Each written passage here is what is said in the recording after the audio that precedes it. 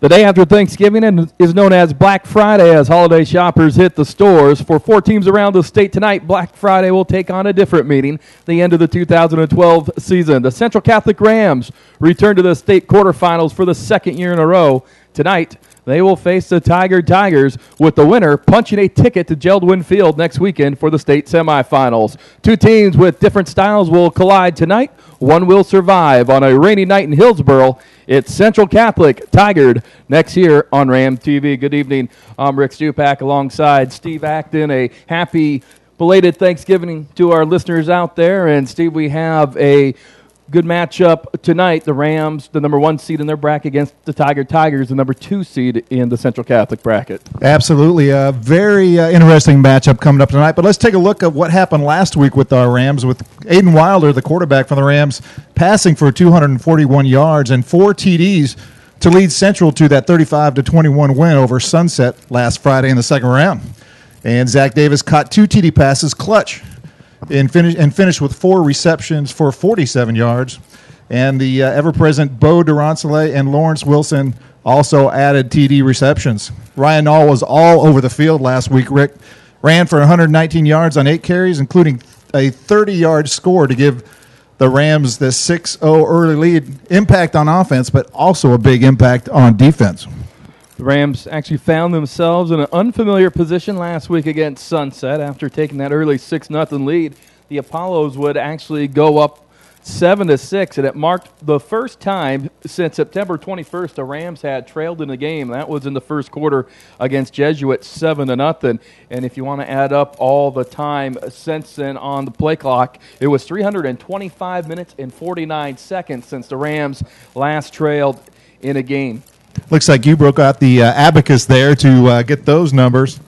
You know, tonight's winner will take on either number 3 seed West Salem or Lake Oswego, who's the number 1 seed in their bracket.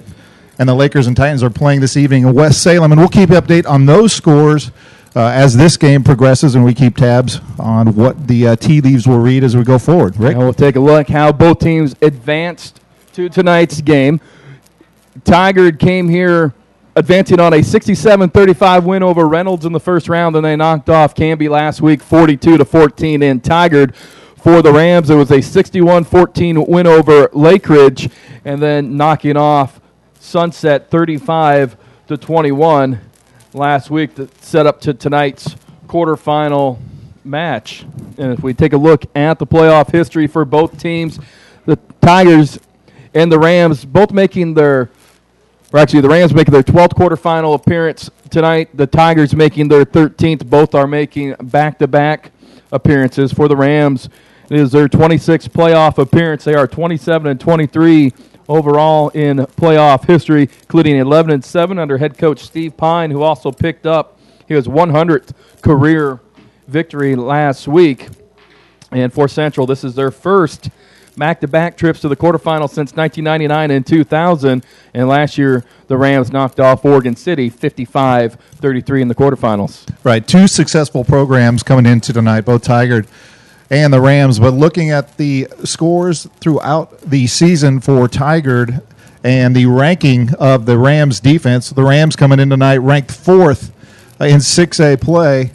While looking at Tigard's defense, Tigard has allowed some serious points to be put up against them. So if that Ram offense is in the flow and putting up the points like it has all year, they stand a good chance to win tonight's game. Rams will have their hands full with Zach Floyd, the Tigard running back who has over 1,500 yards rushing on the season. And that's what we talked about, the contrasting styles. And just coming up in a few minutes, we'll talk with head coach Steve Pine about the Tigers and the Rams tonight as we look quickly at Tigard's playoff history. For Tigard, their 27th state playoff appearance. They are 38-24-1 all-time in the state playoffs.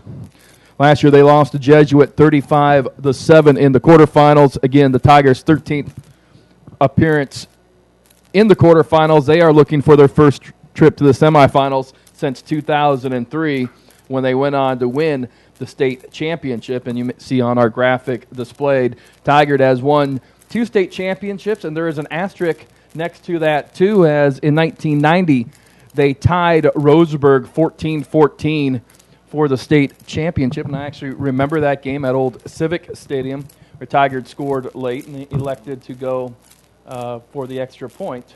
And it was a 14-14 game, and at that point, there was no overtime to settle state championships in Oregon high school football. Well, thankfully we have that now because it's difficult to watch or work so hard throughout the season and come to that last game to end in a tie. It's almost better to see who can win that. You know, some players for Tiger tonight, keep an eye out for Zach Floyd. He's the running back. He's rushed for about 1,500 yards and 21 touchdowns this year, averaging about 10.5 yards a carry. And then Jet Evan, who has thrown for over 1,200 yards and 16 touchdowns. Zach Floyd has been compared to Barry Sanders. Apparently he's that type of runner. So it'll be interesting to see if that Ram defense will be able to shut him down. They were successful against Jesuit early in the season in shutting down Glass, who was also a great runner. So it'll be fun to see how they handle Zach Floyd tonight. Rams coming in an 8-game win streak. They are looking to move that to a 9-game win streak, and that would tie them for the 4th longest win streak in school history, with the 9-game win streak set last year as the Rams advanced to the state semifinals, where with the win tonight again, Central Catholic can advance to the 6A semifinals for the 2nd straight year and try to take a little bit of a bitter taste out of their mouth from losing 18-9 last year against Sheldon. But first up, got to take care of business tonight against the Tiger Tigers. Yeah, got to take care of business for sure. And some players to watch on our Rams offense. You know, Aiden Wilder, the junior quarterback, he's 34 passing yards shy of reaching the 4,000-yard mark, Rick, and for his career. So he enters tonight's game with 3,966 career passing yards and 256 of 408 passing and 40 TDs and just 15 interceptions. And he started early as a freshman, forced into action with a lot of injuries, so it's given him the opportunity to post these terrific numbers.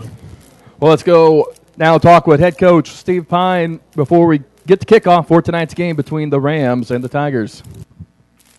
Rick Stupak here with head coach Steve Pine as the Central Catholic Rams get ready to take on the Tigard Tigers this evening in tonight's quarterfinals of the 6A playoffs. And Coach, one of the things we talk about here at Central Catholic, or you do a lot at the beginning of the year, is the goal is to be able to practice on Thanksgiving. And for the 2nd year in a row, we had that opportunity yesterday morning. Yeah, it's humbling, and we're very blessed to have the kids that we have and the coaches we have. And like you said, our goal every year is to practice on Thanksgiving Day. And if you do that, it means you have the opportunity of advancing into a deep run in the playoffs, and hopefully we make that an every-year tradition here. Well, coming into tonight playing a Tiger team that is going to offer a stark contrast to what the Rams do, a team that's very much likes to pack it in and line up and come at you. Yeah, Tiger presents a real test for us. They want to run the ball, and they're very patient about doing that and staying in their game plan. And what they try to do is kind of lull you to sleep and then take shots over the top. They have an outstanding tailback in Zach Floyd, and we will have our work cut out for us trying to contain him tonight. Whether we look at the Rams and look at them on offense, very balanced, and also the running game has been very well this year, over 185 yards a game. But it's not just one person. Ryan Nall last week, 119 yards on 8 carries. Cameron Scarlett, one who can provide a spark, and a couple others as well. Just kind of talk about the depth of the run game. Going into this season, we knew we were going to have to replace 1,500 yards rushing via graduation with Hayward Demison. And we looked at our personnel and the types of kids that we had, and we felt like we had 5 or 6 kids that could, come up with those 1,500 yards collectively. And so throughout the season, we've had kind of a tailback, running back by committee, or ball carrier by committee, if you will. Ryan Null has done a great job. Cameron Scarlett, down Levette, Aiden Wilder, and Bo Durance, they've got the lion's shares of the carry. And they've produced very well. And, that all starts up front, too, with our offensive line, which has done a great job all year creating those running lanes. Aiden Wilder, junior quarterback. A lot of people might not believe that he is a junior. They've watched him play for the last 3 years, and up until last week, he was actually the team's leading rusher, but a couple other milestones he's approaching. He's just 34 yards coming into tonight of reaching 4,000 passing yards for his career. Also has a chance to go over 2,000 yards passing for the season. Just kind of talk a little bit about Aiden's development, especially during the season. Looks like he's starting to really hit his stride now. Right. It's interesting. You look at a kid who's started at quarterback off and on for 3 years, but this year was his first full season as the starting quarterback, and his mental process, his maturity level has really started to take hold, and he's getting more and more comfortable with the running game, obviously, and the passing game, and what we do within our passing game. And you can see that decision-making process speeding up for him and the game slowing down. And he certainly has a very good target on the outside. Senior Lawrence Wilson, he comes into tonight with a catch in 20 straight games, but maybe something that people don't recognize about him. Last week he did a great job blocking on the perimeter as well. Just kind of talk about Lawrence. Yeah, Lawrence is a very unselfish player and a great teammate. He understands that his job on certain plays is to block on the perimeter, and he certainly has done a great job of that all year and allowed our running backs to extend runs into the secondary because of his blocking ability and his consistency every week, knowing where to line up, how to get to where he's going, and the trust that we have in throwing him the ball is kind of comforting. As a head coach, you go into this week and the hype starts building up, reaching the quarterfinals. As a head coach, how do you try to put things in perspective and keep the kids from putting too much pressure on themselves? Well, I think for us it all starts with just having fun. We've been telling the kids all season long, and our coaches have done a great job of just getting back to the basics of having fun. This is a game. It's not life and death. And when we make it more than it is, we tend to put a lot of pressure on ourselves, and we play tight. So this week it's been about having fun. It's about relaxing and enjoying and being in the moment. There's a lot of teams throughout the state that wish they were still playing. So appreciate it and take stock and be humbled by the fact that you're here. And I think that's been a great line all week. Well, as you make a run through the playoffs, teams are probably going to have to deal through some adversity along the way. And during the season, not a lot of times where the Rams really tested. In fact, last week against Sunset was the first time in 325 minutes the Rams were ever behind. That goes all the way back to the Jesuit game. Was it good, even for a brief amount of time, to maybe have to try to answer somebody? Yeah, we talk about responding to adversity in the correct way all the time to our kids, and that was really, that first quarter last week when Sunsets went up 7-6. It was good to see how our kids responded, and even later in the game where they hit a couple big plays on us, our kids responded, and that was, comforting as a coach to see that. Even though they had not experienced that in probably 5 or 6 weeks through the league, that they were mature enough to handle that situation and work through the mistakes that they made. Well, you mentioned a moment ago about having fun. We should say congratulations to you, because I'm sure it was fun for you personally last week to pick up your 100th career win. That includes your time at Wilson and Central Catholic. Thank you. It's humbling to know that you've been around a bunch of great coaches and a bunch of great kids to allow you to get to that milestone. But like I've joked with our coaches and my wife, I managed not to get fired for 14 years. So. Well, hopefully the Rams can have some more fun tonight, and we'll be doing this again next week. Thanks, Rick. Appreciate it. So coming up next, kickoff, Tigard and Central Catholic with a trip to the 2012 6A state semifinals. On the line, you are watching Ram football on Ram TV.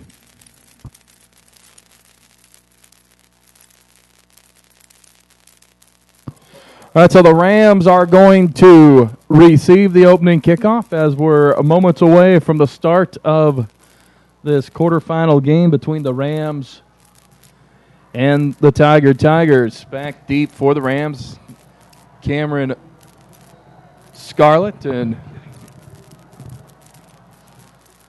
it's going to be a squib kicked, and it's going to be fielded and by Scarlett at the 8-yard line, and he steps out of bounds trying to field the ball, so a mistake by the sophomore, and the Rams are going to start out in the shadow of their own end zone. And that ball was headed out of bounds. He probably could have let it go and gotten the flag on that. But instead, they're starting deep in their own territory. 92 yards to go for pay dirt.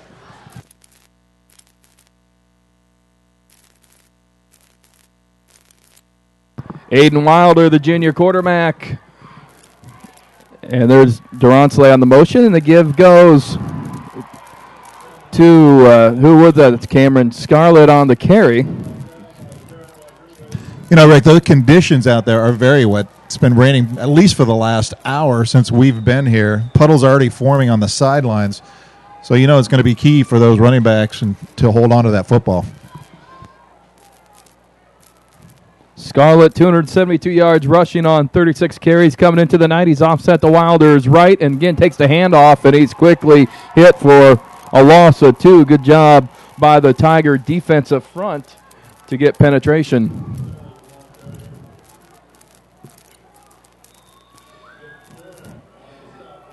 Kane Adams, a 6'2", 270-pound senior, and Nathan Wick, a 5'11", 200-pound junior, the interior defensive lineman. As the Rams face a 3rd and 8 from the 10-yard line, 2-by-2 set. Wilder back to throw, looking out to the left. Pass complete by Wilson at the 25, 30, 35, 40. He has one man to beat it. He's going to spins out the tackle. Stays on his feet, 20-15, 10-5 touchdown. Lawrence Wilson, a 90-yard touchdown strike. And we saw the Tiger defender trying to go for the interception, couldn't get the pick, and then Wilson does a nice job breaking the tackle of the safety around the 40-yard line and stays on his feet. Boy, how about that concentration? Like you said, that DB was coming up to try to intercept that. Really probably got his fingers on it. Wilson kept his eye on the ball, brought that in, and a wet ball at that, and did a fine job. Nifty moves down the sideline to get into the end zone. 17th touchdown pass of the season for Aiden Wilder, and for Lawrence Wilson, his 6th touchdown and reception of the year. Chris is quick to point out here that that's keeping the streak alive. That's his 21st straight reception.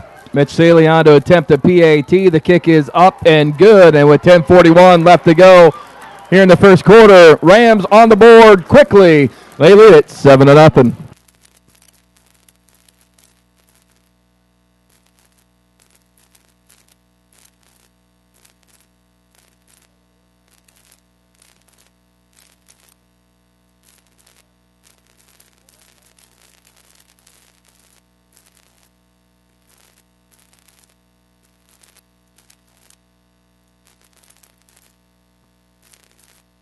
Well, Rick, as the players get ready to take the field here for the kickoff, that was Wilson's 21st straight game with a reception and a 90-yard one at that. And that 90-yard reception gave Aiden Wilder numbers to put him over the 40,000-yard mark for his career at Central. And not only that, it struck early, giving the early momentum to the Rams. So as Mr. Automatic, Mitch Shealy, gets ready to kick off, we can almost expect it to land in the coffin corner, as he's been quite adept at doing that this year.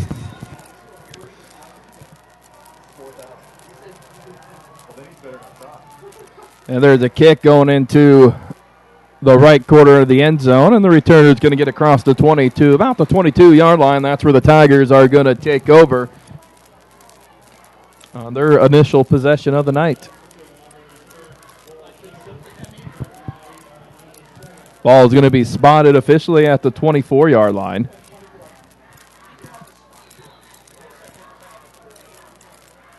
So that's what you want to do in any game, but especially a playoff game, is be able to get the quick strike.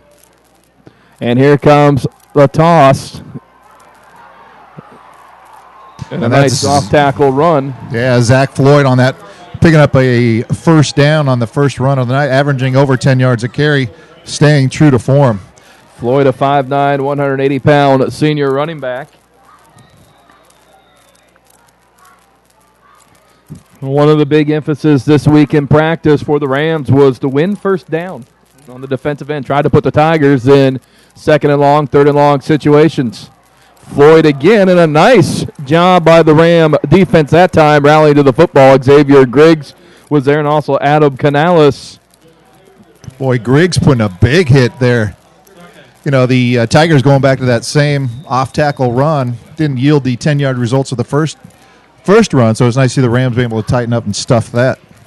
2nd and 7 from the 43-yard line of Tigard. Griggs and Hanson, the linebackers in the inside. Salou at one corner on the bottom of your screen. Durantale up near the line of scrimmage. And here comes an off tackle to the other side, and it's Griggs going down to the ankles to trip up the ball carrier. It's going to be short of the first down marker. It's going to bring up a 3rd and 2. There's a big hole there by the Tigers. Normally that Rams front line is pretty effective of plugging the gaps, but they got blown off on that play. We'll call it 3rd and about 2-yard line from the 43-yard line. A 3rd and a short 2. Tigers in the I formation, double tight. Give off tackle, and the second effort by Zach Floyd is going to push the ball out to the 49-yard line. He was initially hit in the backfield, but not enough to bring him down. He keeps the legs moving. He's going to be difficult to bring down if the Rams don't focus and wrap. He'll peel some long runs off tonight.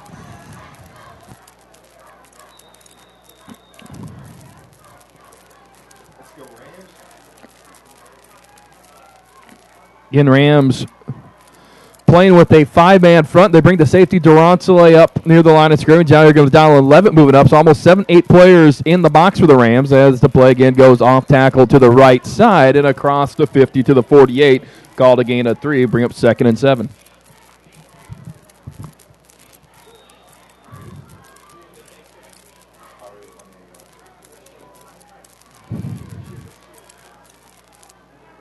So all 5 touches going to Zach Floyd early. And here comes Floyd again on the quick toss inside, and he does a nice job finding a seam. That's not as wide of a play as, say, the old Denver Broncos stretch play, but a little similar there. He's parallel the line of scrimmage and found a seam off tackle and did a nice job cutting up. Yeah, he did not waste any time when he saw that seam to get upfield. He's quick. He's got quick feet. So the Tigers, they are now inside the Ram 40 at the 39, 1st and 10. As we approach 8 minutes left to go here in the first half. Fake to the fullback, give to Floyd, and Floyd is going to power ahead to the 36.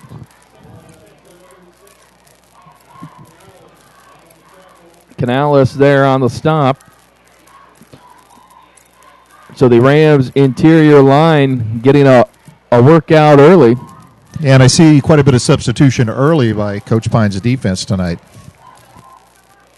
2nd and 7. I formation, double tight receiver to the top of the screen. Here comes the pitch to Floyd.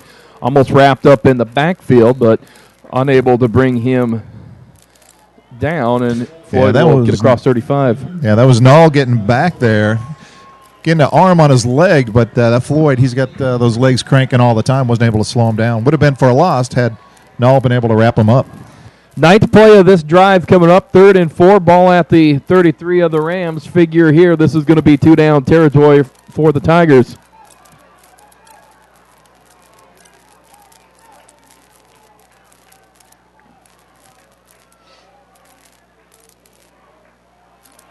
And Floyd's going to have the first down and more to the 27-yard line. Late flag coming in on that.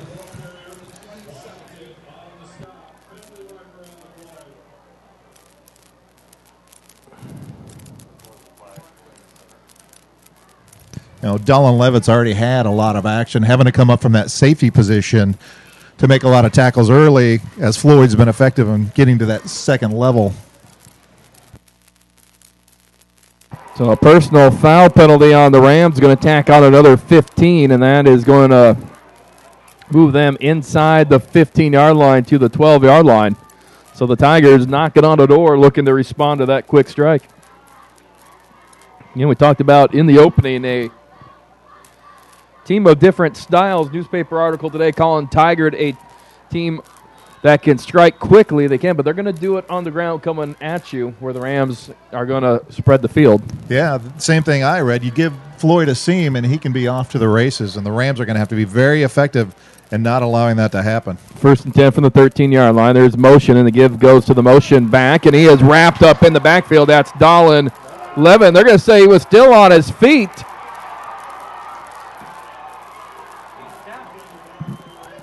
I wonder if he spun over Levitt and the knee never touched the ground. Yeah, I think his back was on Levick's stomach, and then he was able to pop back up. Nice job there by, looks like it was Manu from Tigard to have the presence of mind to keep running. It's reminiscent of the Oregon Duck Auburn National Championship game. And actually they are going to mark him back. So you talk about that run by Michael Dyer. That's still kind of gives me a little nightmares that night. It's a great teaching moment. Yeah.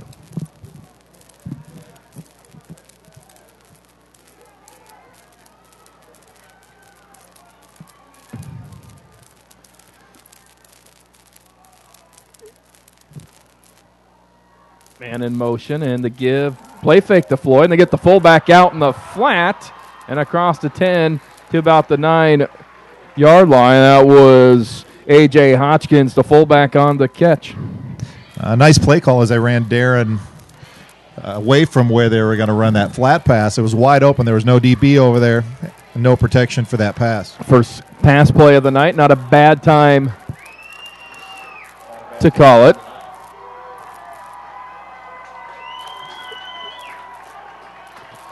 Third and 6 from the 9-yard line.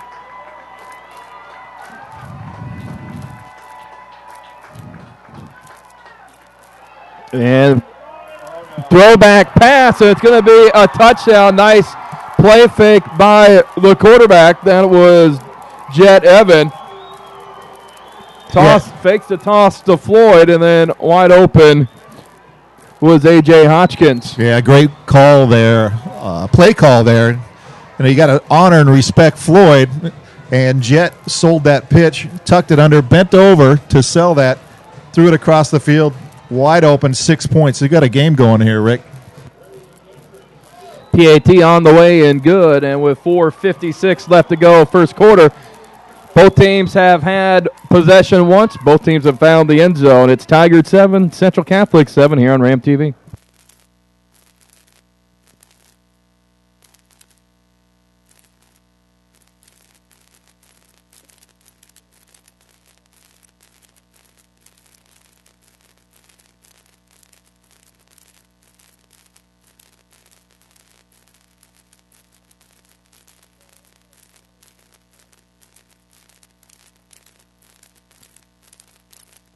And as the Rams take the field to receive the kickoff, I want to remind everybody that if you're watching Ram TV now, you're near a computer.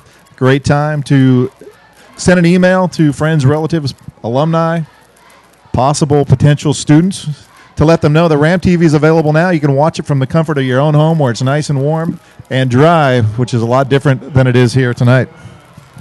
We'll take a look at the other quarterfinal games after this kickoff as the kick is going to be fielded at the 14-yard line. This is Aaron Washington, and Washington cutting back across the field, finds a little seam, 30-35, and going to be knocked out of bounds across the 40-yard line.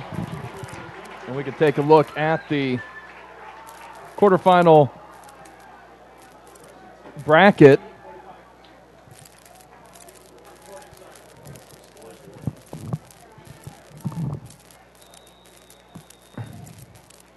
Of course, Lake Oswego playing West Salem tonight. That game down in West Salem. Sheldon is taking on Southridge, and Jesuit against Sprague. And Lake O taking an early lead against West Salem, 7-0 in the first quarter, Rick. And the give goes to Levitt. Levitt stays on his feet, and he will battle back to the line of scrimmage.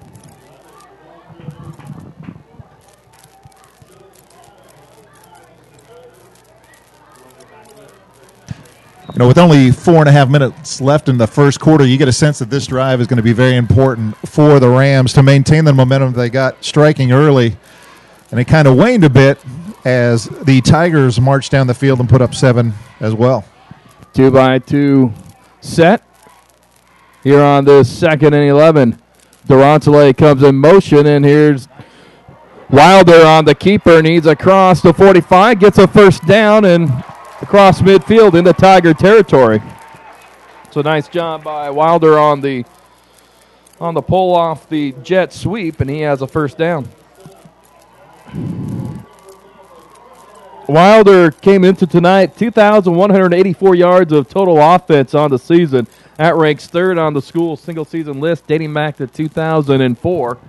As he looks to throw the screen, and it's just out in front to Lawrence Wilson, incomplete.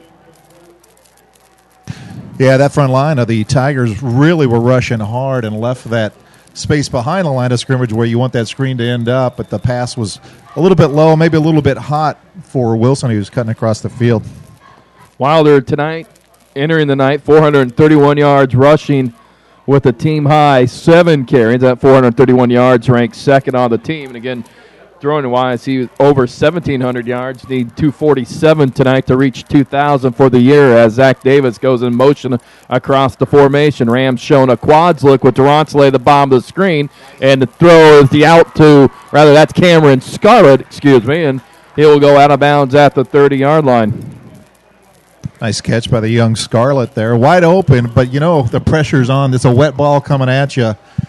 So nice job for him to stay focused, bring that in, and get the first down for the Rams. Rams doing a great job on this drive as well. 3:41 left opening quarter. Rams now in an empty set. That's Scarlett and Davis, the bottom of your screen.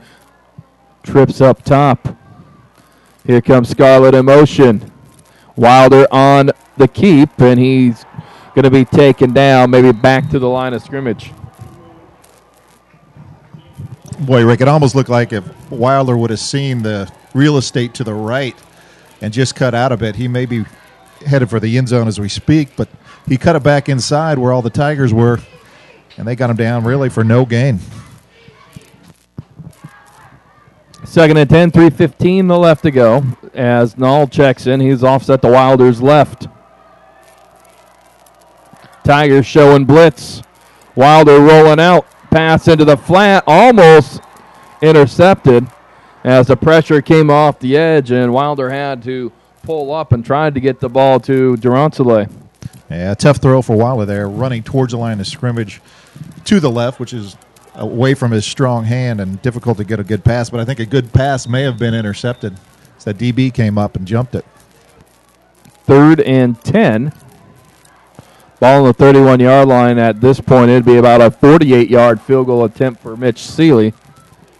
And in tough conditions, Wilder looking to throw, goes down the sideline to Davis, and just out of the reach of the junior who had 2 touchdowns last week against Sunset and just missed a potential 3rd touchdown there. Just a step in front was the ball from Wilder, and here comes the special teams unit. Well, it looks like they're going to sit down and try a long field goal here. This would be a 47-yard attempt.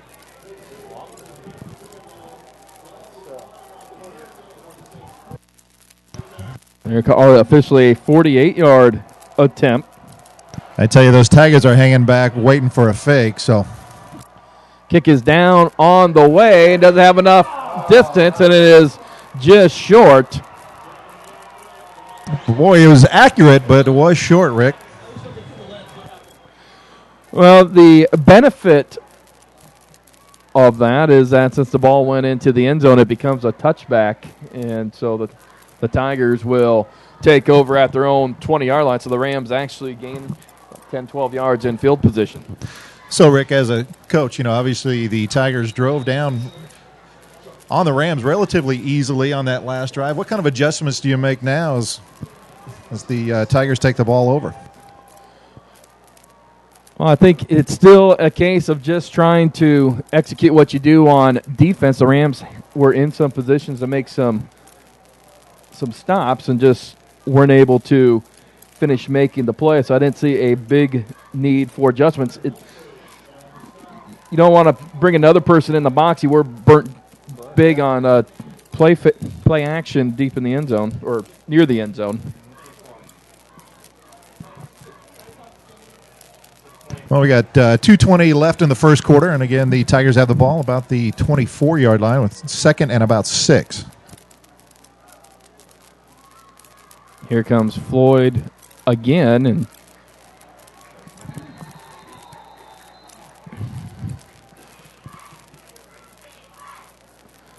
now perhaps maybe we look for adjustment. Maybe the Rams try to do some B or C gap blitzes, since that seems to be where the Tigers have been running the ball mostly.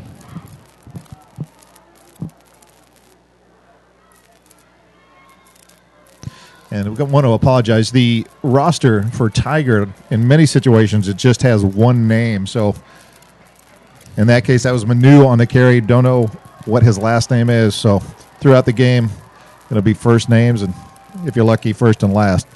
3rd and 1 for the Tigers. And a little miscommunication, and down goes the ball carrier. Connor Humphreys, Mitch Williams, there on the stop. Boy, I tell you, Tiger dodged a bullet. Easily could have slipped out of there trying to figure out who was going to keep the ball between Floyd and Jet. Brings up 4th and 5 deep in the Tiger territory, so it looks like they're going to punt. Final minute left to go here in the opening quarter.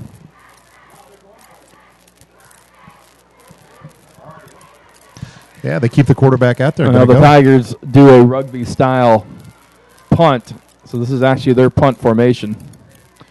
And the kick is blocked, and it's going to be recovered by the Rams at the 25-yard line. Good penetration by Central Catholic. I believe that was Donovan Manning who got in there for the block.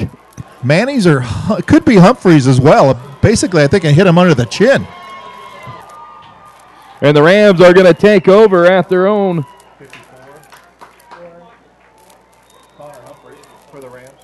25-yard line.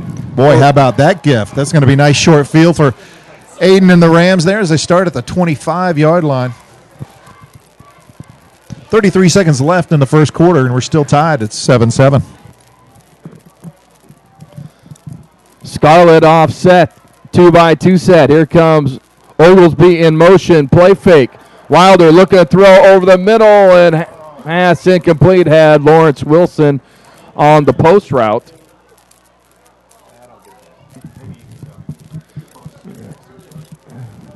So not a bad idea there to try to go up top after the turnover. Another quick strike opportunity there and shift that momentum. So 2nd and 10.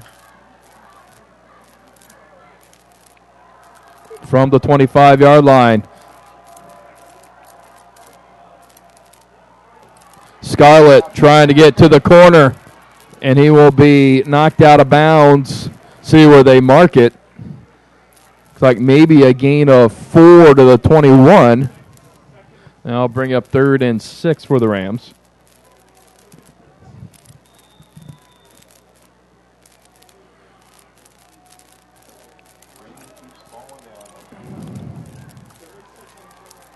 Hotchkiss, the middle linebacker, has tremendous range for a player at this age, as Wilder is forced out of the pocket, throws it up, and Durante in the end zone for a touchdown. I was looking for a flag. You see the Tiger defender asking for the push-off. I saw that from up here, but the referee was right there.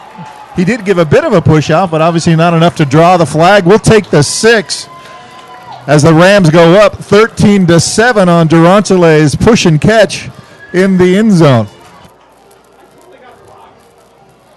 So the Rams, 3 plays, 25 yards in 23 seconds. Well, that block punt loomed large. It's always nice when you get points off a play like that. So nice job there by the Rams to convert.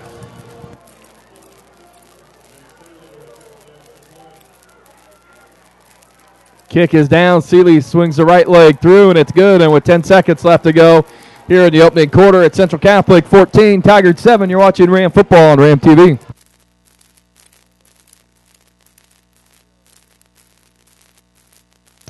And Ram fans out there, hey, want to let you know that we got Ethan Smith back in the booth. He was our guest spokesman last week running through the scores. So Ethan, who is from Cedar Park Elementary School in the 7th grade, Cedar Park in Beaverton, he's going to run through the current scores of the 6A, and a lot of them are just underway, so not a whole lot of scores. But here you go, Ethan. Okay. Jesuit and Sprague is tied right now. Lake Oswego is up by 7 still. West Salem, Sheldon, still zeros. And tonight, Rams have just scored 14-7. Good job, Ethan. Nice job there, Ethan. So the Rams are getting ready to kick off. Again, it's Mr. Automatic, Mitch Seeley.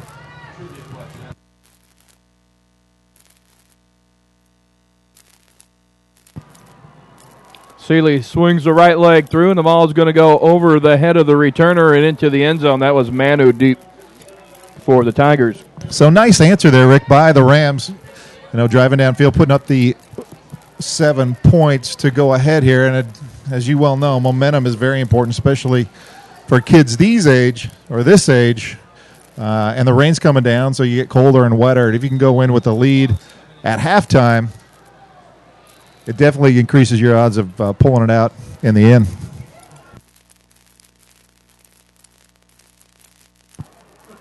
Tigers starting from their own 20-yard line, back from the I formation. And a whistle.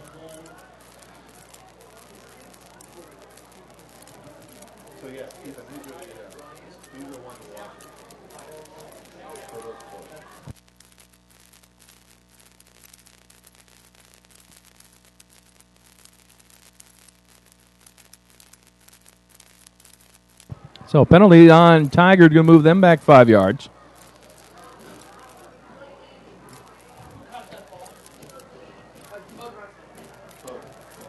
They only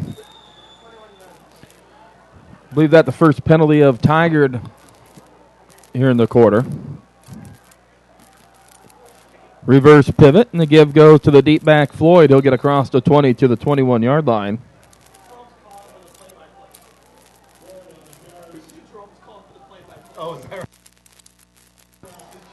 And that's going to do it for the first quarter of play here at Hillsboro Stadium. It is Central Catholic 14, Tigard 7. And that gives us a chance now for our trivia question of the night. Rams come into tonight with an 8-game win streak. When was the last time Central Catholic won 10 straight games? And we'll have the answer at the end of the third quarter. So I'll give you some time to do some research. What was the question again? When was one more the last time? time Central Catholic had a 10-game win streak? I'm getting on Google right now, Rick, to track that one down. Let's do some first quarter stats. Obviously the score is 14-7 Rams, but the Tigers led first downs 5-4, rushing yards.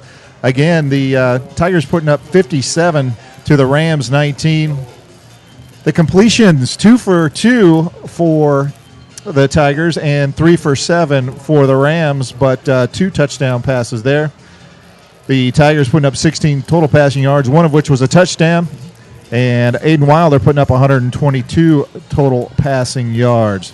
Total number of plays, 16 for Tigard for 73 yards, and the Rams 13 plays for 243, I believe. So, Christopher, again, thanks for the first quarter stats as we get underway.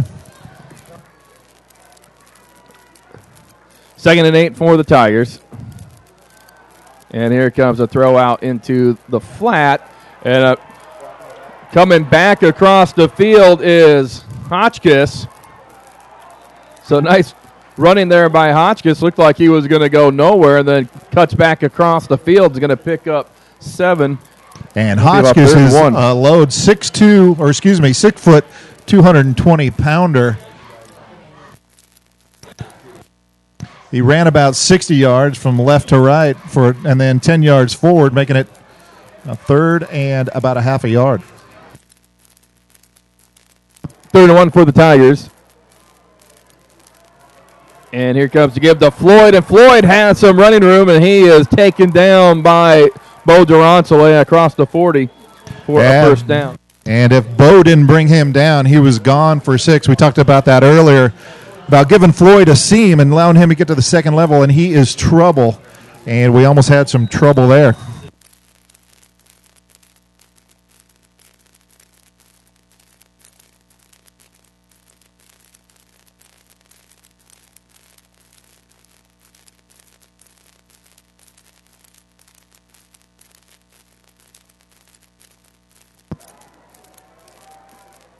And the give goes to Floyd across the 45 to the 46. Another tackle there by Levitt. Again, having to come up and stop Floyd just as he gets past the first level.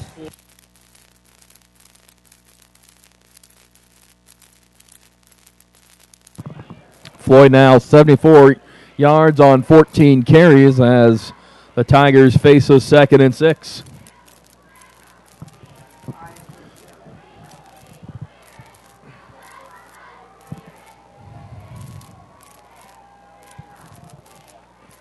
Manu on the motion, and he takes a big hit across the 45 to the 47, a gain of 1. That's going to bring up 3rd and a short 5, maybe 3rd and...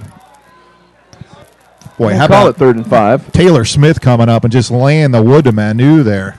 Got right up under his chin. Great tackle. Move under 10 minutes left to go here in this opening half. 14-7. Rams and the Tigers. The Ram fans are getting vocal. They realize this is a big 3rd down.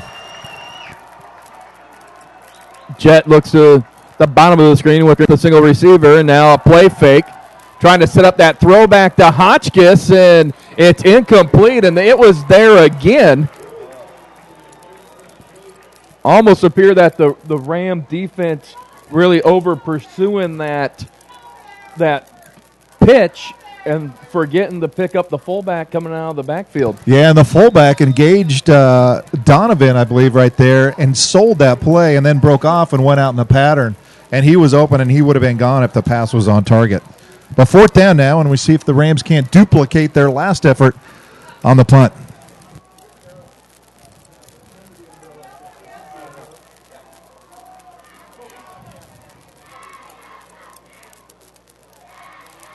And a fake, and it's going to be capped and cross to 40 as Floyd to the 35 and a first down. Boy, a touchdown-saving tackle by Grids, diving and sweeping the arm to take out the ankles. But again, there's no one on that end. No one to defend that edge. So the Tigers across the 35 to the 34-yard line of Central Catholic. Boy, Rick, that was a stop we really could have used there to turn that momentum. Short field for the Rams possibly, but now it's 1st and 10 for the Tigers. Hotchkiss, the fullback, Floyd deep, or actually this is Manu going to get the carry. And he keeps the feet moving.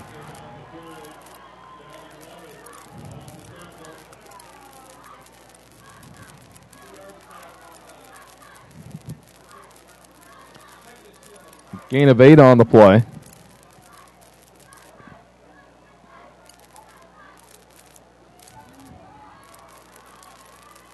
In Hotchkins, the fullback.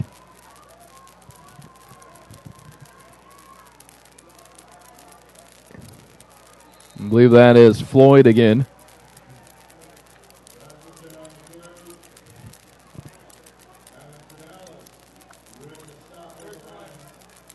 Looks like they're going to bring the chains in. So, Kevin, do we have that yellow line set up yet? We've got the crayon out, but we haven't got the yellow line yet for Ram TV.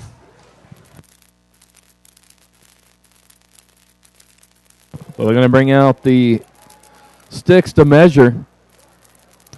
So, Rick, as wet as it is out there today, I'm quite surprised there hasn't been any fumbles to date, either on the exchanges or with the running backs. Because, you know, with the likes of Donald Levitt out there, who's got a nose for the football and loves trying the strip, That ball hasn't hit the carpet yet. Well, a lot of emphasis with two hands on the ball, especially with your Tigard and you run off tackle a lot. I mean, that's always kind of a big emphasis for me is anytime you're going to run between those tackles until you get past the second level, it's two hands on the football. Floyd on the counter step, and he finds a little room across the 20 to the 15-yard line. It's going to be a 2nd and 1. A little body language out there. Ryan Nall looks frustrated. He had gotten into the backfield and then gotten just basically leveraged out of the way. He was ready for the tackle, and Floyd cut back, and he got blocked out of the way. Last time the Tigers were down here, we saw that throwback to Hotchkiss out of the backfield, but they'll go with the toss to Floyd, and he will be across the first down marker to the 13-yard line. So let's see if maybe Craig Rooker is going to go with the play-action pass here. They really had a chance for it earlier in this drive. Just Jet couldn't connect with Hotchkiss. And early here in the second quarter, Rick, Floyd has already gone over 100 yards against the rather stingy Rams defense.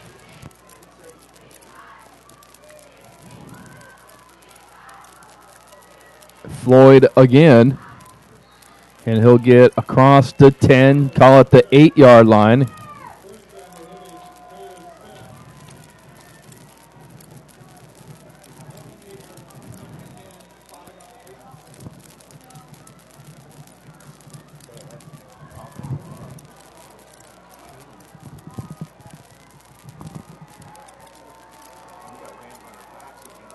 Second and 5 from the 8.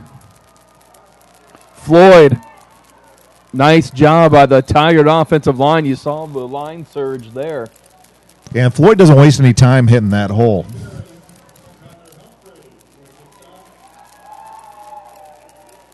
Humphreys with the tackle.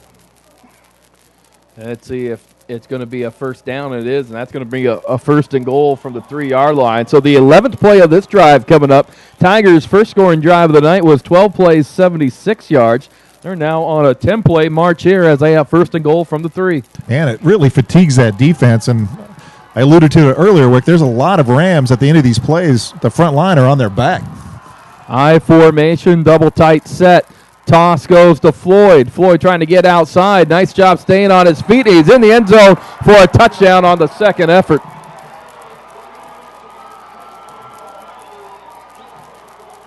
Turning into a heavyweight bout as these two teams take a swing, put up 7, take another swing, put up 7, and very close to being tied 14-14.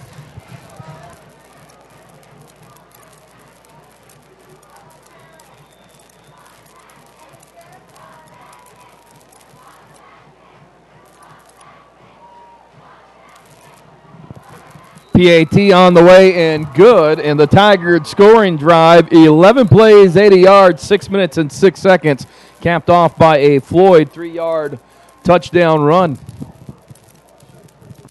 So, Rick, once again, I know we're going to get the answer to the trivia question in the third quarter, but can we remind any Rams fans that might have come on in the meantime what the trivia question for tonight is? Again, we're looking for the last time Central Catholic had a 10-game win streak in the season. And we'll take a look at your possible answers: 2002, 2011, 1951, and 1983. Also, a reminder, coming up here at halftime tonight, we'll have a interview with Lawrence Wilson, the senior receiver. He's our Ram TV Spotlight feature this week. We'll also take a look at the 6A scoreboard, first half stats, and talk about second half adjustments as these two teams deadlocked at 14 here with 6:04 left to go in the opening half. And the kick is going to be fielded, or not fielded, by Scarlett.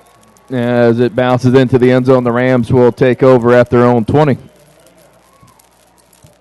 So just the fourth possession for the Rams. Tigard has just had 3 as they have been very dominant in the time of possession tonight, has Tigard been. They have over just their 2 scoring drives accounted for 11 minutes and 45 seconds of clock.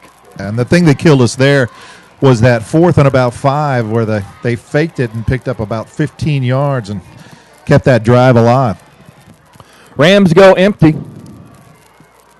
As Wilder back to throw, he's going for Charlie, and Scarlett makes an over-the-head catch. He's to the 30, 25, 20. Tries to stay on his feet, and down he goes to the 3-yard line.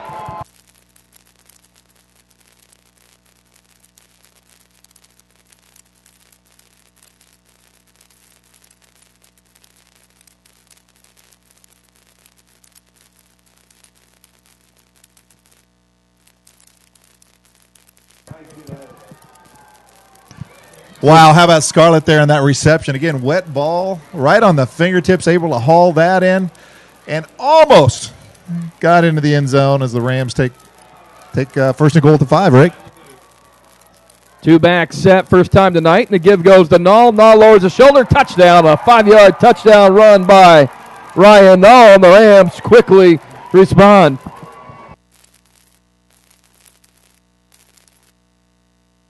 Boy, how about that? Another swing by the heavyweight fighter, the Rams, on that one. It's a fun game to watch. It's a good departure from what we've seen throughout the regular season, and even last week, though the Rams, kept the lead throughout. Sunset was keeping it close, but this is much more exciting. So it takes the Rams just 21 seconds to respond. Seeley's PAT attempt is a line drive, but it's good. And with 5:43 left to go here in the first half, it's Central Catholic 21, Tigard 14. You're watching Ram football on Ram TV.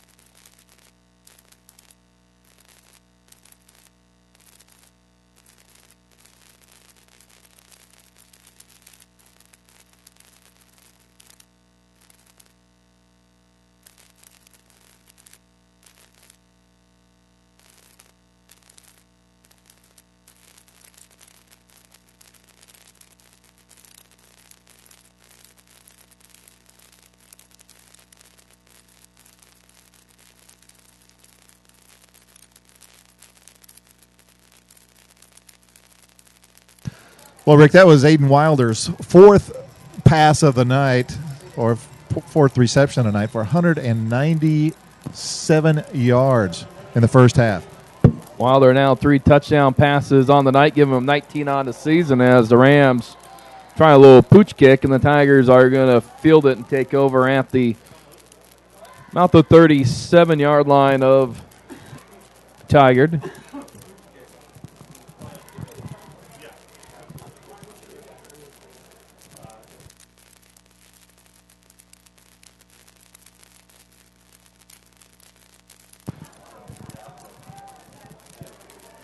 So the Tigers take over at their own 39-yard line.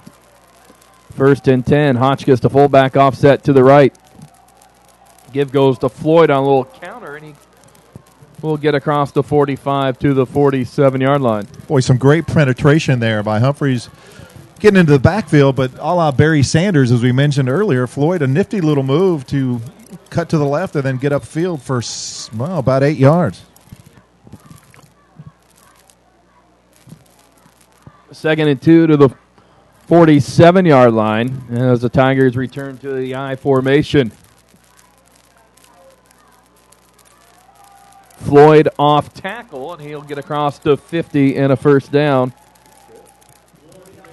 to the 49 of the Rams. As the Tigers once again penetrate Central territory. Just workmanlike fashion, moving the ball up the field on really every one of their drives.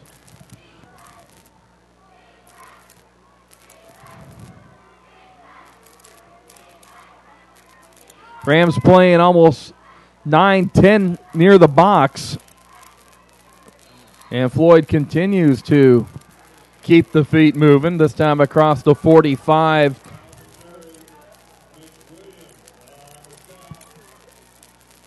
I'm saying Rasmussen on the carry that time.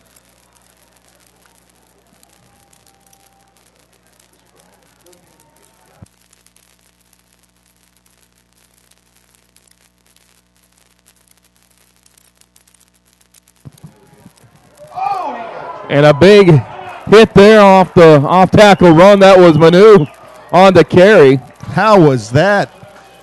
That was Durantale coming up and just lifting him off his feet on that tackle. Got a rise out of the crowd and a rise out of the booth up here, too. So I'll call it a 3rd and 5 with 3:50 left to go.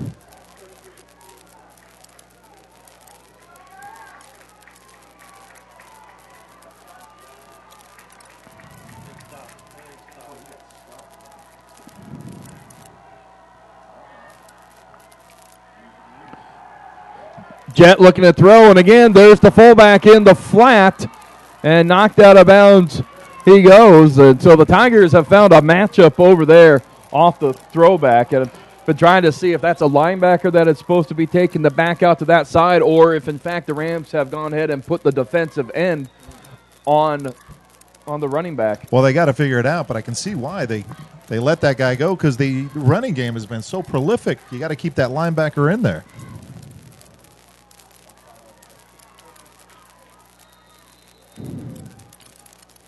Gain of 4 on the play. And so we'll have to keep an eye on. I have not noticed it up here, though, but on the run plays, I haven't noticed a lot of plays with that fullback going opposite where the ball is going. So perhaps that might be a key for the Rams with the linebackers. You see the fullback going away from the run action. Yeah, good call. Key off to a pass. Good call. Looks like one of the Tigers getting it helped off the field there. Number 84. It's like Jake Bigelow. He's that tight end there.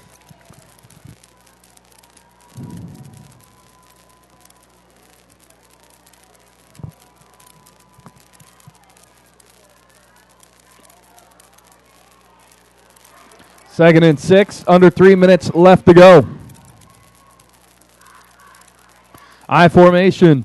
Receiver to the bottom of the screen. Reverse pivot. Here comes Jet again looking to throw. And the pass is complete. That is Robbie on the catch. Yeah, Robbie on the catch. But Durantale was chasing him down. But the Jet threw a nice ball there. Put it out in front of him. Had it been behind him, Levitt would have been able to knock that ball away. Well, it was the tight end coming on the drag route from the other side. So the Tigers continue this drive.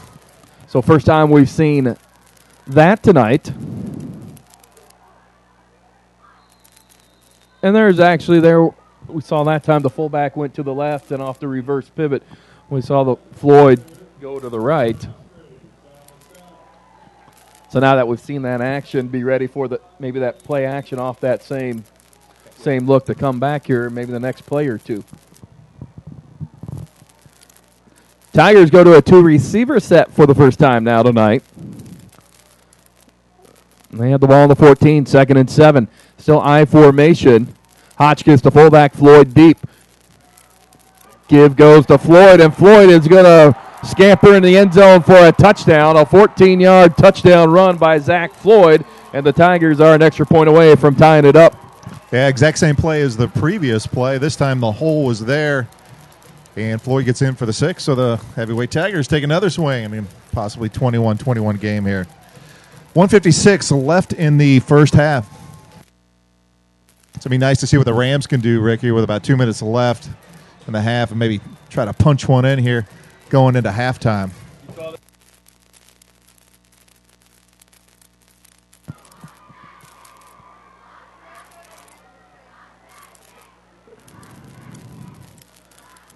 PAT is down and up and good. Brad Davis on the kick, and that will tie the game up. 1:56 left to go. First half, 21-21 our score.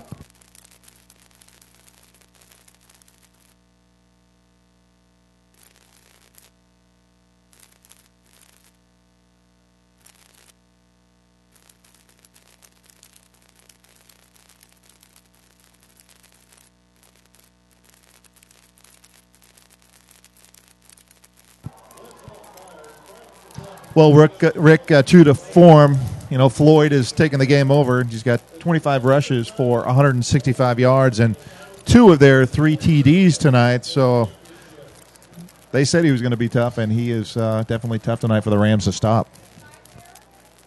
Well, I knew that was going to be the challenge coming into the night, and the other key to the game for Central Catholic was on defense to try to win first down, put the Tigers in second and third long situations where the play action pass doesn't become as effective, but you actually have the Tigers throw the ball. And so far, it's been Tigard winning the first down battle tonight, as Scarlett's going to field the kick at the 7-yard line. Scarlett looking for a seam, has a seam, 35-40, and he's going to be taken down near the 45-yard line. So the Rams will have a minute 47 and 3 timeouts to work with. Hey, nice there by Scarlett. You know, he's got to hold that ball with 2 hands. He nearly had it ripped out at the 45-yard line, and that would have definitely turned the tide if the Tigers were able to get that ball back headed into halftime. So like you said, 147, short field here for the Rams. Let's see what Wilder and the host of Rams can do from here. Rams can pick up about 20 yards. You would put them in just on the outside of Mitch Seeley's field goal range. It'd be about a 49-yard kick. As the throw goes out to Scarlett in the flat.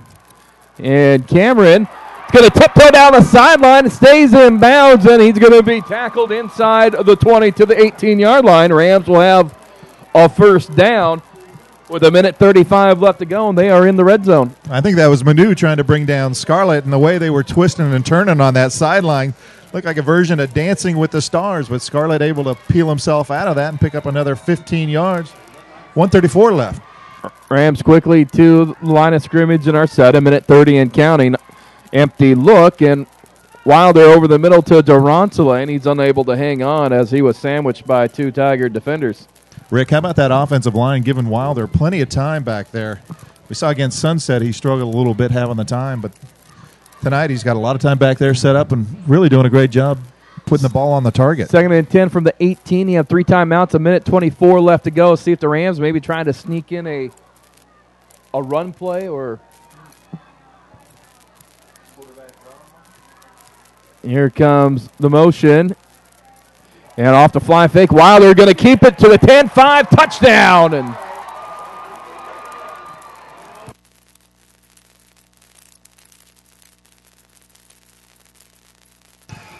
Wilder having a game tonight, passing and now rushing. Rushing that in with a minute 17 left. The Rams take the momentum back over. it's another good play call there by the Rams. They had gone to the empty set, and they show the fly motion out of it. And Wilder, that's a run or keep option for the quarterback. And with the linebackers flowing on the fly, Wilder was able to find a seam and the touchdown. PAT on the way and good. And with a minute 17 left to go, the Rams regained the lead. And that's 3 straight touchdown drives now for Central that have taken all of a combined 74 seconds. Makes for a fun game to watch, definitely, Rick.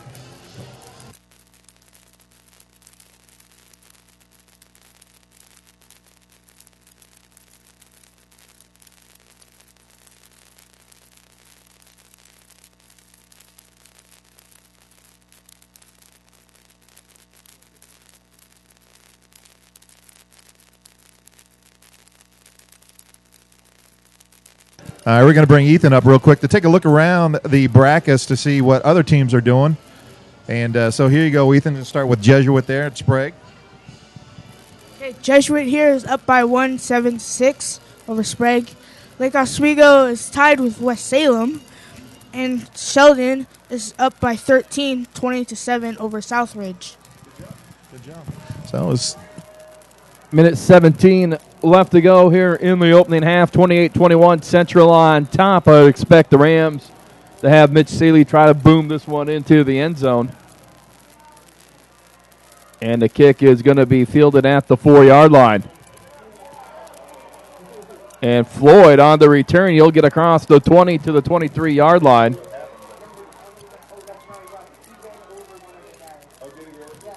So it'll be a 19-yard return for Zach Floyd, and the Tigers will take over at their own 23-yard line with 3 seconds left to go. So, Rick, you got 3 timeouts for Tigard. You know, you start throwing the ball early, you try to mix in a couple runs, maybe a screen early, knowing you got those 3 timeouts. Well, you also got to think here, the Tigers are going to have the ball to start the second half. So, haven't really shown a deep passing game tonight. And I wouldn't think play action would be real effective in this situation. So I would expect maybe Tigard. If I'm Tigard, I might just be running the ball here and go into the locker room. Pitch goes to Floyd, and Floyd is going to get across to 30, and the ball is loose. And do the Rams recover? The Rams are pointing as if they've got it.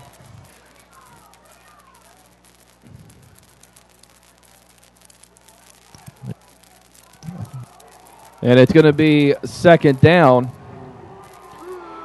I was going to say that if you're Tigard and you haven't shown the ability to really throw the ball down deep, you don't want to risk a turnover knowing that you're going to get the ball to start the second half. And that time the Rams almost were able to force one.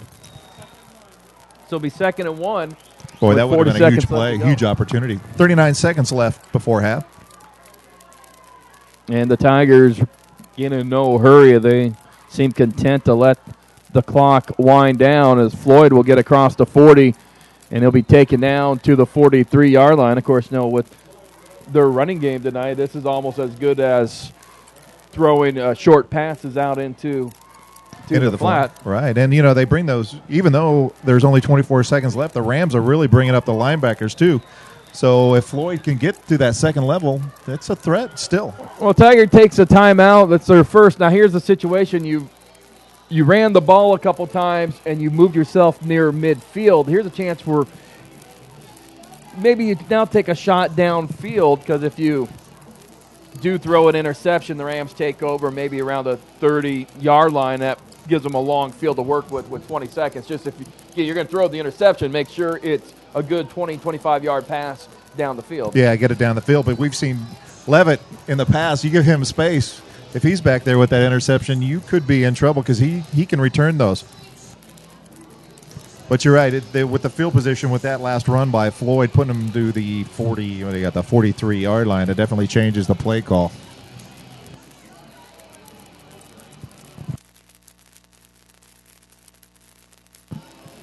Rain continuing to pour down here at Hillsboro Stadium, as this section of the grandstand really packed to the tilt. We actually see a couple people wandering over into the bowl section of the stadium. Yeah, big turnout despite the weather. Manu on the counter, needs across midfield. And Tigers will have a first down to the Ram 43-yard line. And the Tigers take another timeout. 17 seconds left. So Tigers gone 30 yards on 3 plays just running the football, but there's now 17 seconds left to go. Hey, getting a little tense now. Well, the Tigers threatening again. So. Again, you're watching Ram TV. It's a great game tonight, so if you're on the computer, it's a great time to let people know. Kind of an interesting play call for Tigard coming out of the timeout to actually go back and run the football again. It took off, almost 10 seconds of the time. You think maybe coming out of the timeout, you look for maybe a play action pass or something deep down the sideline. Well, those runs have been so long and so effective, it's almost as good as a pass. And, at times, Floyd's been 1 or 2 people away from breaking. Even Manu getting down the field and getting to that second level. Tigers have 1 timeout left with 17 seconds left. So if you're going to throw the football, you have the option with 1 timeout left to still try to throw one over the middle if it's open. Otherwise, you'd like to maybe throw one out to the sideline and get out of bounds. The Tigers have 2 receivers wide and then in the I formation with the tight end to the left. And Jet is going to look over to the right, and it's into the flat and it is caught. And Aaron Washington appears to be shaken up on the play. And it looks like it's going to be enough for a first down. And Washington, great decision there to leave his receiver to come back and help out and lay the hit there. But I don't know if maybe from looking at how he hit him. Maybe with it being cold, perhaps maybe got a little stinger in the shoulder. Yeah, he did. We don't want to. Yeah, you don't want to speculate, but anything. they got a host of trainers out there. But it was a big hit there by Washington.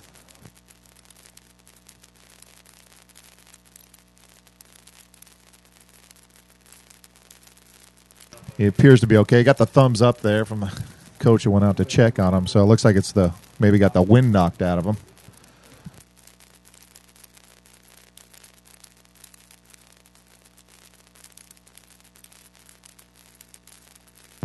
So Washington gets up off his own power, and I know playing in some of these games from the past when it's raining and it starts getting a little cold, sometimes you can get a little stinger.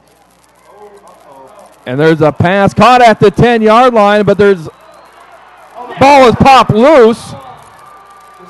And the Rams are going to fall on it, and there's a penalty marker at the 32-yard line. I thought a penalty flag came out. Boy, that was Darren on that reception. And he was wide open. Rams nearly allowed 7 points, or at least 6 points on that play. We'll see what the flag is as I sort this out.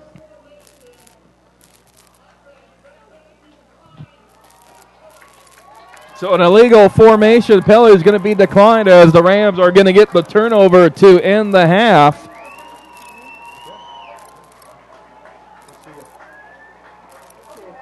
Well, dodged a bullet there, Rick, for sure. So that'll be one that the Tigers put a check mark on the playbook to go back to because he, again, was wide open on that play.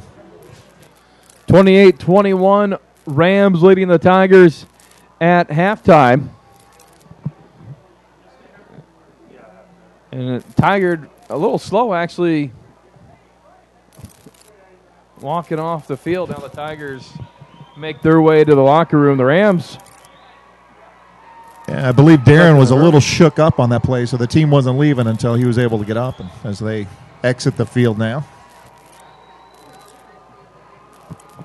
Again, coming up at halftime here, we're going to take a look around the scoreboard around the state, update you on the 6A scores, and maybe take a look at some other action going on in the lower levels tonight. And then we'll have our student-athlete spotlight feature with Lawrence Wilson, come back with some first-half statistics and talk about second-half adjustments. And, Steve, I'll hand it over to you with a look at tonight's scoreboard. Yeah, look at some other action around the 6A league. It looks like Jesuit is in a close one with Sprague.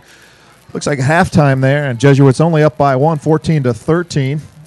Lake Oswego, another tight game against West Salem. That also could be at halftime. 14-7, Lake Oswego leads that one. Sheldon is actually taking control of that game, 27-7 over Southridge. So some interesting games. Lake Oswego and West Salem. West Salem pulling the upset last week and keeping it close tonight with Lake Oswego. Well, West Salem playing at home tonight, so they certainly have their home crowd behind them. That's a team that has been explosive this year and kind of under the radar. They haven't been talked about as one of those elite teams. They were actually a number 3 team in that bracket, but they had been in the top 10 or hovering around the top 10 all year long. Yeah, and just got to keep close in the games and pull them out. I think last week was a close game as well as they upset Aloha, if I recall correctly. So earlier today in the 5A semifinals, that one Sherwood rolled over Silverton 46-19. So the Bowmen, they continue their recent dominance at that level, and that's going to at least set up a showdown with Marist next week in the 5A finals as Marist rolled over Redmond 40-8. Yeah, a couple offensive powerhouse going to be going head-to-head. It'll be probably a fun game to watch, a bit of a shootout there. A couple games going on here tomorrow. Actually, it'll be a triple header here at Hillsboro Stadium. One of the games we're going to feature North Bend and Ontario from the 4A ranks. And I was thinking about that one as you drive it in here, and I saw that flash on the marquee outside the stadium. Think about if you actually didn't have a neutral site to play in. North Bend down by Coos Bay, Ontario, about 45 minutes from Boise. Imagine one of those teams having to make that trip. Yeah, it's a long, quiet ride home if you've got the L at the end of that game. But before the triple header here tomorrow, there's a good game in the 6A ranks going on right now where Central Catholic leads Tigard 28-21 here at halftime. And we'll now go to our Ram TV Spotlight Feature of the Week with senior wide receiver Lawrence Wilson.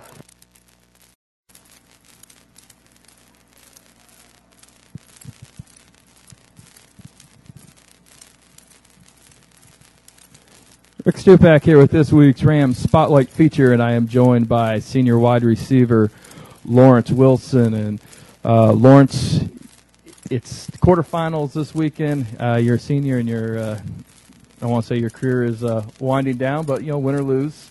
So first of all, I just want to say it's been a lot of fun watching you these last 4 years. I'm sure all Ram fans think the same thing. But big game going into this week against Tigard and the quarterfinals. Just kind of talk a little bit about how your team's kind of been approaching this playoff run. Obviously it's senior year, it's senior campaign, so it's kind of last shot. But definitely our team's definitely been bringing a lot of focus, a lot of intensity, not only to our games but practice. I definitely feel like our team itself has bonded a lot better. We're more of a team than individuals. It's just kind of been good to go through this process, and Tigers, another team, just got to stay focused and keep winning. You come into the week with a catch in 20 straight games dating back to last season, and from look at it from our perspective up in the press box, this may be the best stretch of football you probably played in your career. Do you feel the same thing?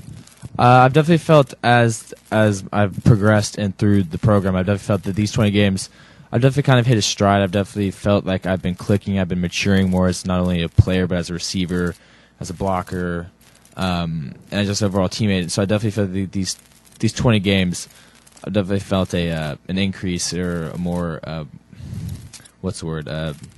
my performance has increased, and I feel like it's definitely been beneficial. Well, it looks like it's also kind of spread not just catching the ball, but blocking as well. Last week against Sunset, you had a couple nice blocks on the perimeter. I would definitely say I pride myself on my blocking. There's in the program itself, Coach Pine and Coach Chad and Coach Hampton, they don't want receivers that can just block, can just catch and make plays. They want receivers that are teammates and can make great blocks.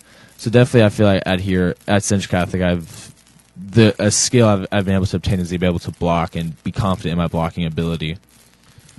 Last year, when the Rams advanced to the semifinals, you were a junior along with several other key players that were juniors, Bo Durant-Soleil, Xavier Griggs. How has it changed this playoff run now being seniors this year?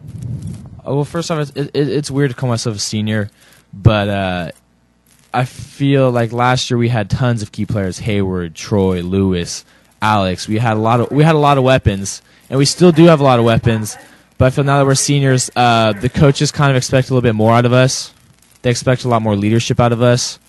They expect more production out of us, not only on the field, but just in the locker room, in practice. They just expect the maturity out of us, I guess you could say, and kind of preparing the other players to get ready for the game.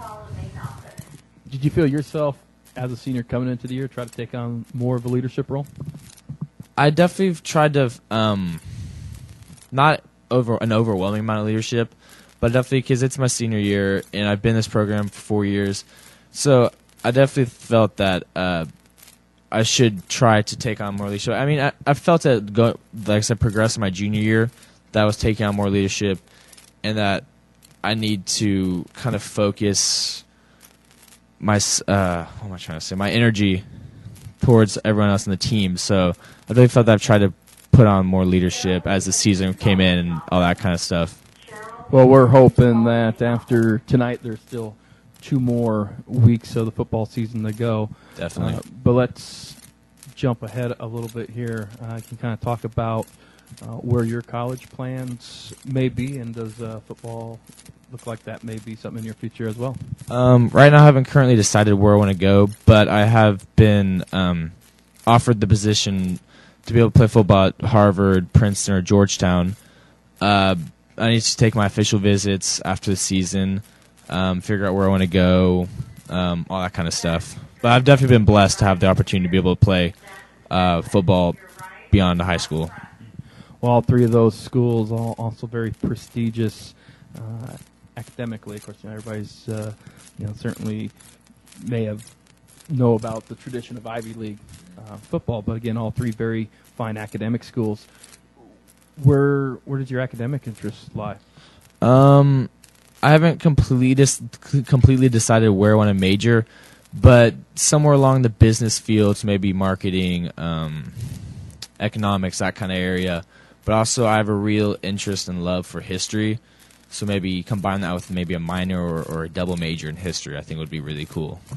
Well, all three of those schools also have a lot of history around there. Harvard Definitely. up there, Boston Revolutionary War, and of course Georgetown, Washington, D.C. Does that kind of factor into wanting to go back out in the East Coast? So I grew up in Texas, so I've been in the South, and I live in the West Coast in Oregon. And I've kind of just fallen in love with the East Coast. I think it's a really cool place. Like you said, the history there is just amazing. Just the East Coast itself, the lifestyle is a little bit different. And I think not only as I mature through my age, but as I go through college in that process, I think it would be really cool to be able to live in another part of the country and kind of just see how other people live and just engulf myself in another form of society or lifestyle, which I think I would love that. Well, I know I had that opportunity to go back to the Midwest from the Northwest for college, and I know it's something that I really enjoyed doing. But let's come back to Central here. And what's kind of been the highlight of your 4 years here at Central? And let's talk maybe off the football field. I can't per se pick out one moment of high school that just kind of blown me. That's just been my highlight. But I just think the friendships that I've made here. I've made some of my best friends. They go here, and I couldn't be more grateful for the friends I have. And also the service opportunities I've been able to go to have been wonderful. I mean, I've been to the Oregon Food Bank, CYO, Special Olympics. All of them have just been wonderful experiences that have only impacted me as a student, but also just spiritually. And I just feel like that at Center Catholic, just the experiences I've been able to have really impacted me and just been completely memorable. And I've just had a wonderful high school experience and can't wait to finish out my senior year. Well, what would be the way to top off your senior year? Obviously, a state championship. I mean, nothing would be better than that because as kids, you dream of that. As coming to high school, senior year, state championship. I mean, it just doesn't get better than that. So hopefully we can keep grinding, stay focused, and win out the rest of the season.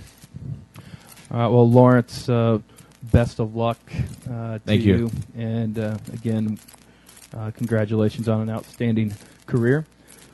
Coming up here at halftime, I'll be back, take a look at the first half statistics, and get ready for the second half between the Tigard Tigers and the Central Catholic Rams here in the 6A quarterfinals. You're watching Ram football on Ram TV.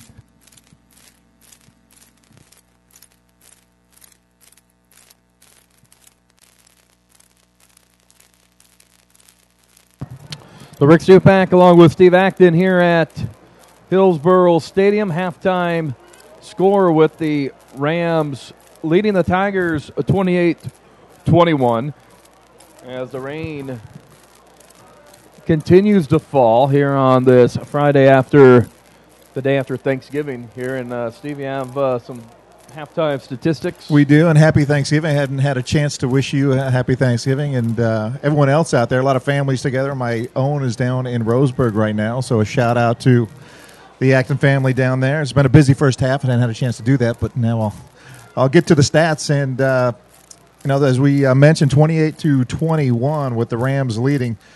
The Tigers will come out and get the kickoff. Tigers have done a good job in sustaining drives with 19 first downs in the first half to the Rams 6, but the Rams have had some explosive plays, so those first downs were nearly as necessary. Rushing yards, the Tigers with 213 and the Rams with 42. Passing yards, 88 for the Tigers and 135 for the Rams. Aiden Wilder having a great first half. Total plays, 43 for the Tigers for 301 yards, while the Rams only 18 and 177 yards. Some key points here tonight. In the first half, Floyd for the Tigers with 27 rushes, 183 yards, and two TDs, having a definite impact tonight. And Wilder, as we mentioned, 5 for 10, 135 yards, passing and 2 TDs and 3 rushings, and he had a 32-yard touchdown to end that second quarter. So Wilder having a good night tonight, and hopefully can carry it over into the second half. Recap the scoring before we talk about some second half adjustments. The Rams struck early, just 3 plays into the game. Lawrence Wilson caught a pass about the 20-yard line and then raced the rest of the way for a touchdown, a 90-yard touchdown pass. And then Mitch Seeley added the PAT, and Central Catholic led early 7-0. The Tigers would respond with a 12-play, 76-yard scoring march, and that was capped by a 9-yard pass off play action by junior quarterback Jet Evan to junior fullback A.J. Hotchkins. That tied the game at 7. Rams would take a 14-7 lead into the second quarter. Bo Durantale with a 10-yard pass in the front corner of the end zone from Aiden Wilder. And that came after a block kick gave the Rams possession at the Tiger 25-yard line. In the second quarter, the two teams traded blows. Zach Floyd, 3-yard touchdown run, tied the game up. And after the Rams went 80 yards in 2 plays, Ryan Nall scored on a 5-yard run. Cameron Scarlett had a big reception to put the Rams in the scoring position. The Tigers, another long drive. This time an 8-play, 61-yard drive. Floyd went 14 yards to tie the game at 21, and then the Rams, just before halftime, Aiden Wilder on an 18-yard scoring run. Well, and the Tigers had 2 opportunities that they weren't able to capitalize on. One was that flat pass that Jet was unable to complete. That probably would have ended up in a touchdown for the Tigers. And then to end the half, number 13, Darren, with that long reception, nearly able to get into the end zone as well. So the Rams defense have dodged a couple bullets in this half. Going to have to tighten that down a bit to make sure that those opportunities aren't available for the Tigers. Yeah, we look going into the second half of the two teams return to the field for warm-ups here to begin the second half. We'll see how the Rams try to adjust to the play-action game by the Tigers. Again, it appears right now that they have that stand-up outside linebacker, Donovan Manning, defensive end, out there taking the fullback to his side. As you know, there's no linebackers; they've all been flowing with the play action. So see if the Rams are going to hold a linebacker back there on that weak side to try to take away that play action pass, because we've also seen that with the tight end dragging across, and we also saw that pass late in the half also was basically a crossing route with no one there. Yeah, with Floyd having such an impact rushing tonight, it's very difficult to not take your eyes off and be sucked in on that play action. So until they stop him, that play action will probably work, and that fullback going out in that flat, and like you said, the tight end dragging is going to be a problem. Rams also defensively have to find some way to try to counter Tigers' push up front. We've seen several times that the Rams' defensive line has been driven back, so let's see if maybe the Rams try to bring some pressure, maybe through those B gaps or off the edges to try to slow down that Tigard offensive line and try to get into the backfield to make some plays. Yeah, I think it will be necessary, Rick, to slow maybe a run blitz type of defense there, because as good as Tigard has been getting up and down the field, you know, the battle of attrition is run against was won with the team that rushes and wearing down that defense. And Tigard really has not been stopped. So something's going to have to give here.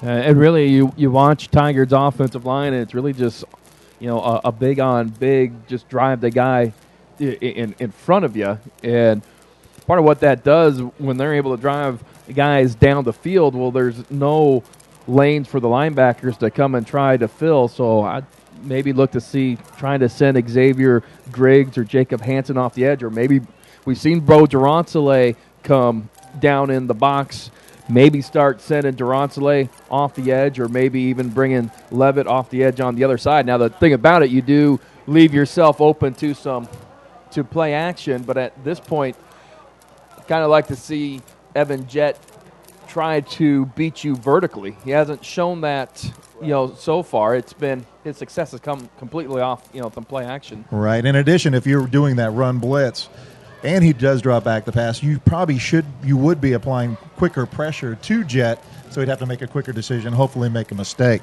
All right, that crossing route and that near the end of the half, there was really no pressure coming, so that's another thing that maybe starting to send some blitzes. You're going to also get some pressure on the passing game as well. But again, you get Floyd to that second level, and he's going to be trouble, and you sacrifice a safety coming up for the blitz, and that's the second level protection that you lose. Yeah, but a lot of Floyd's runs have been, B gap, off tackle type plays. That's why you maybe look to be blitzing that B and C gap. That's going to be fun to watch. 28-21, the Rams lead. They're getting ready to kick off here as we start the second half. Tigers will receive to begin the second half.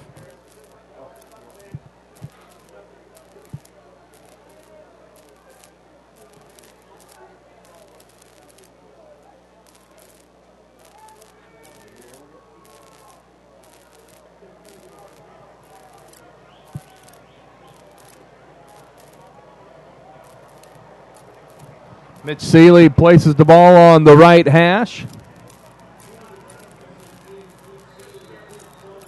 Rasmussen back deep, standing about the 8-yard line, and it's going to be a end-over-end kick that's going to be fielded at the 2-yard line. This is Floyd, and Floyd gets out across the 20 to the 25-yard line. That's where the Tigers will begin the second half. Boy, for the amount of rushes Floyd has had tonight, he runs with reckless abandon. He's quick, and even on these kick returns, you can kind of see the play develop, and it looks like if he had one or two steps or maybe a half a gap, he'd be gone. Tigers start their own 26-yard line.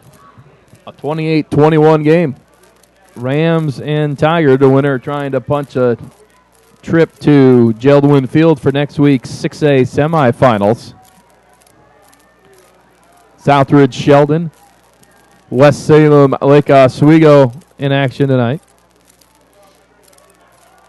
And there's a give off tackle right side, and Floyd finds some running room to the 30-yard line, or actually that's Manu on the carry.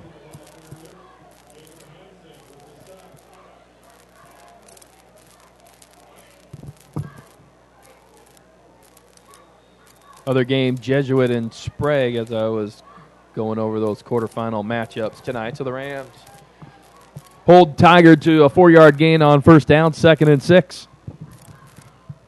Hotchkiss to fullback. There goes Floyd. And Floyd will gain 3 to the 33-yard line. And it's going to be 3rd and 3. Canales did a nice job getting through the gap and making contact in the backfield with Floyd, but Floyd, he hits that hole so hard that it's difficult to slow his momentum down. It's allowing him to get 2 yards even after contact.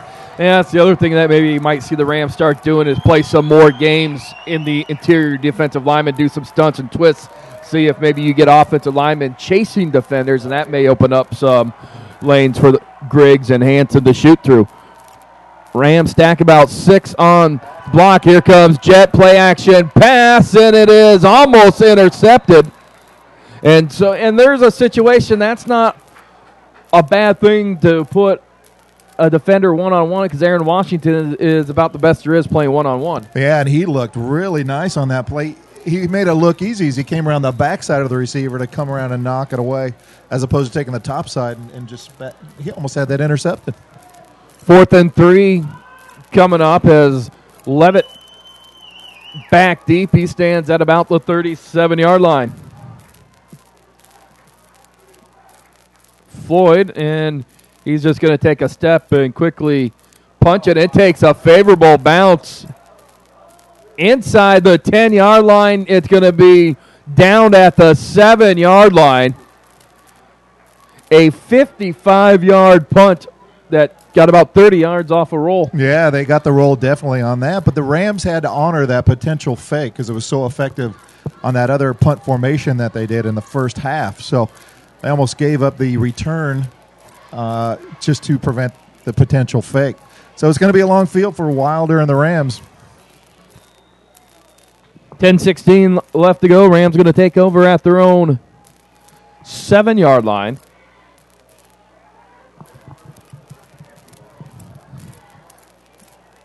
Actually, I'm going to mark it at the 9.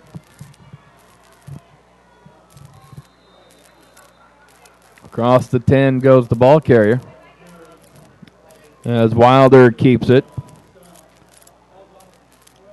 Nice decision there by Anthony because number 11, Anthony, had that gap filled. He was taking the fly sweep guy, so good job by Wilder to pull that back. And 2nd and 7 from the 12-yard line. Rams stay empty. Wilder looking to throw, steps up in the pocket, and he has some running room. Across the 15, 20-yard line, out of bounds. And we see 2 flags come out.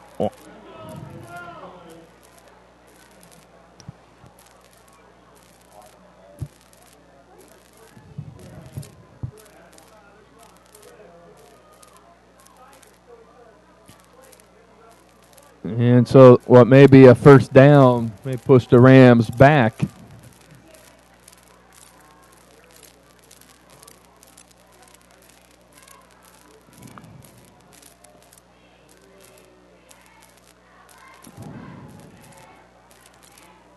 know, that Ram defense did a nice job in the opening possession of the Tigers to stop them, a rare stop for the game.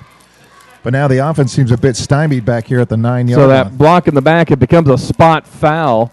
So it pushes the Rams back to the 9-yard line. It'll stay 2nd and 9. Rams are going to stay in an empty.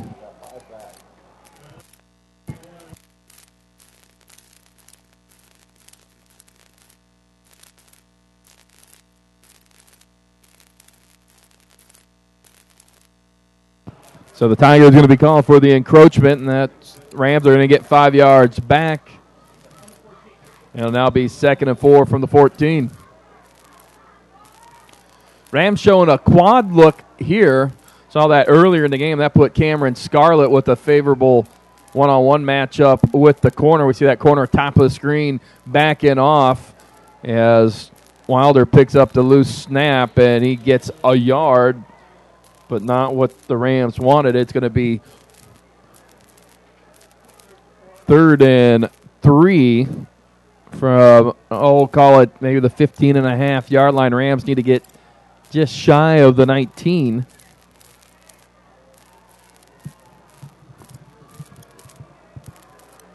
Empty backfield.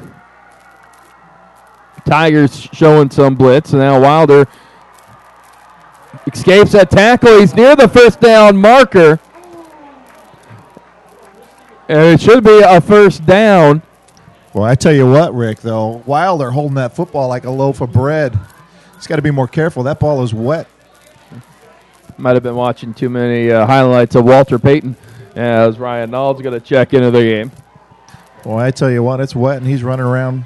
Easily could have flew out of his hands. Rams are going to stay empty as they're trying to spread the Tigers out. Here comes Nall on the fly motion, and Wilder's going to keep it, and he has some running room. 45-50, 45-40, and that's a situation there where really the Rams out formation. Tigard going into the empty. There was just one linebacker in the box. They had the outside guys out off the defensive end, or actually outside the defensive end. Then when Nall came in motion, that middle opened up, and Wilder was able to take advantage of it. Yeah, nice job to keep the ball by Wilder. Again. So this time you see the Tigers now trying to bring another linebacker back inside the tackle box. So the chess match here in the second half with the adjustments has begun. Yeah, how about the Rams going, hey, let's run that play again. It worked so well. But like you said, the Tigers made that adjustment. The Rams were stopped for no gain. Well, this drive started.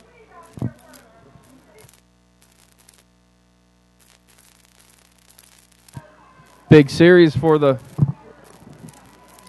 Rams as they started back at their own 9-yard line, and the throw goes out in the flat to Wilson. He'll gain about 4. Big series in that you'd like to see the Rams.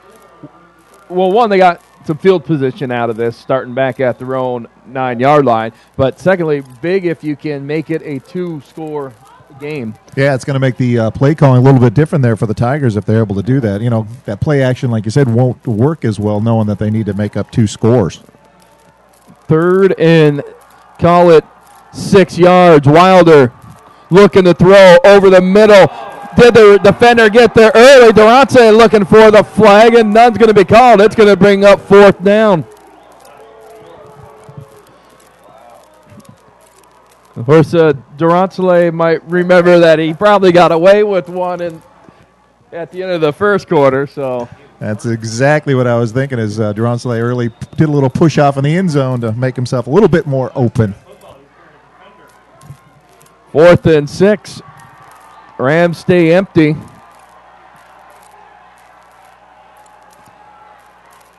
And Wilder going up top, and the pass almost pulled down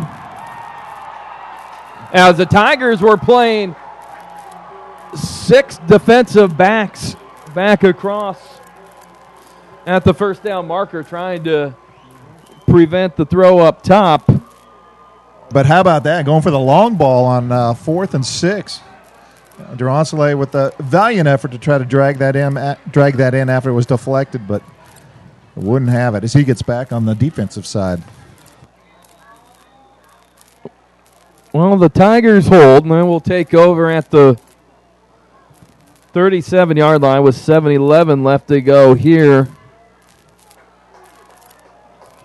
in the third quarter. Stays a single possession game.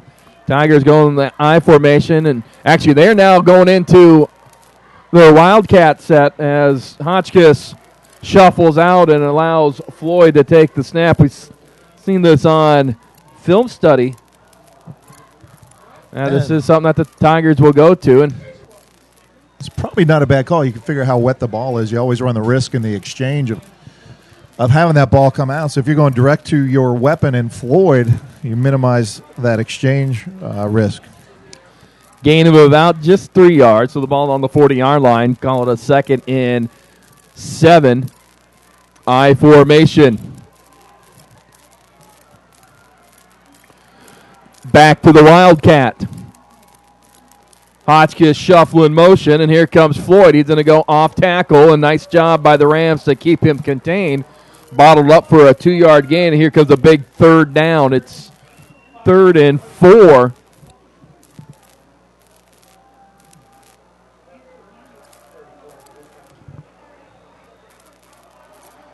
Do they bring the quarterback back in?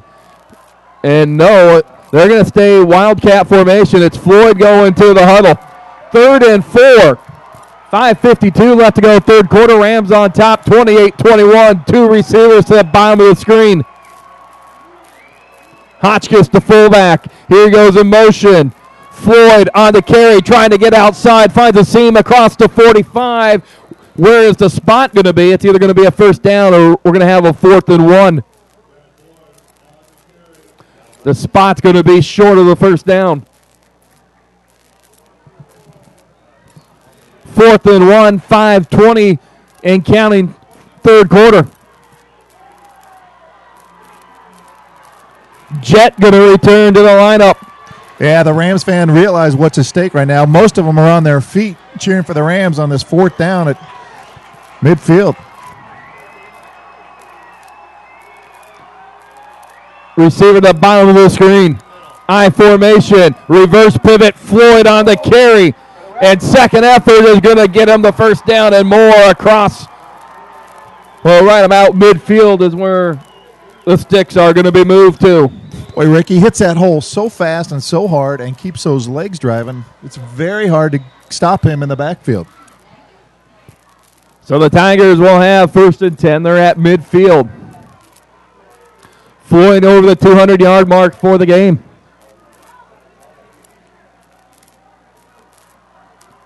Reverse pivot. Here comes the play action. Jet looking to throw out into the flat, and this time it is well covered.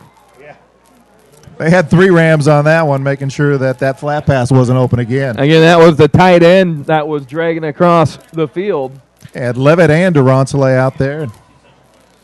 And Jacob Hansen in the area as well. So they made some adjustments there. Well, you also could say if there was 3 guys on one receiver, somebody else might have been open. I think Washington had that post cut.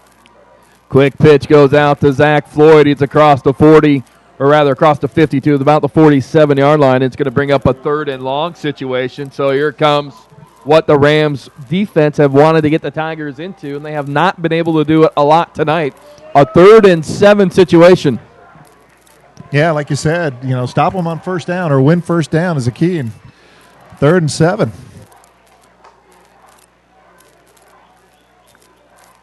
Interesting to see if Rucker would think this is a 4-down situation, because if the Tigers look at this as 4-down territory, the run game would still be available.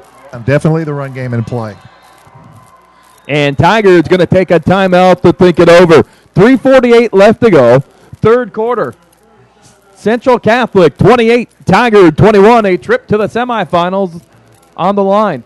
And we get a chance here to review our trivia question. Again, we'll have the answer coming up at the end of the 3rd quarter. And the Rams coming into tonight an 8-game win streak. When was the last time Central Catholic had a 10-game win streak? And we'll have the answer coming up at the end of the 3rd quarter. 28-21, Central Catholic on top of Tigard. As the Tigers take a timeout looking to discuss what to do on this 3rd and 7.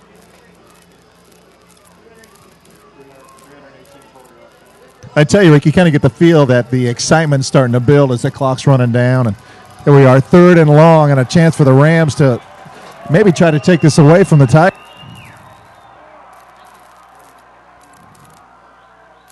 Give goes to Floyd, and Tigers are playing this. This is 4-down territory, and Floyd is across the 45 to the 43, and here comes 4th and 3.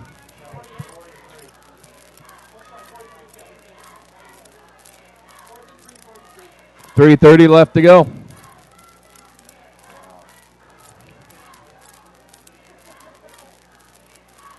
Jet gets the play and into the huddle.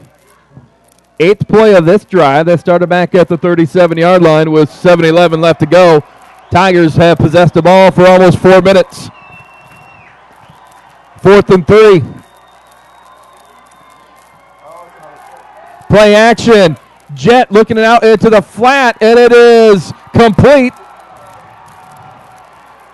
Rams brought pressure off the edge that time. But Jet did a nice job keeping his composure and was able to find a receiver out in the flat. Jet does a nice job on that pitch fake. He tucks it up underneath, sells it for a bit. Jacob Hansen noticed that he was headed out to the flat, but he was a little bit late getting there, and the Jet put the ball right there on the hands. First down. 2:45 left to go.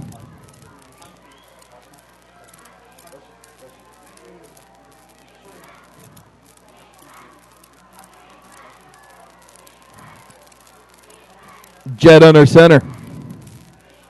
Reverse pivot. Floyd is going to go into the end zone for a touchdown. His 3rd of the night. And the Tigers are an extra point away from tying up the game. 33-yard touchdown run.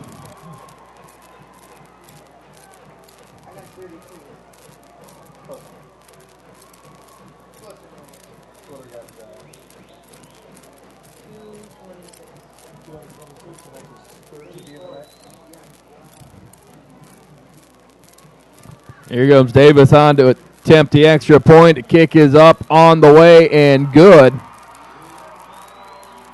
Well, Floyd staying true to form, Rick. That was the 3rd touchdown of the night, 236 yards by him after that 32-yard run. So he is owning it tonight, and he hit that seam hard and fast, and I think virtually untouched.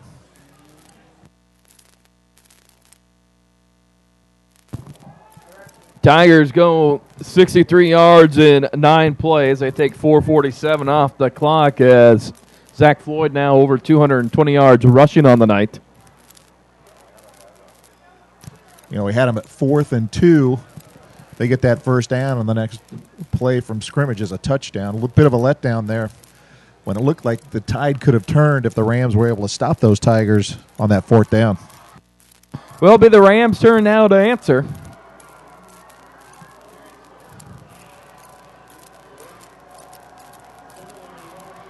Scarlett and Washington standing back at about the 8-yard line.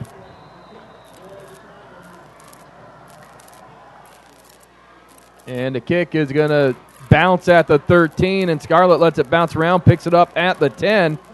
Trying to get outside. He'll get across the 20, 25-yard line. And fortunate there as he picked up the ball at the 12, and he had some Tigers bearing down on him, but he was able to get the ball back out across the 20, and the Rams will take over at their own 26.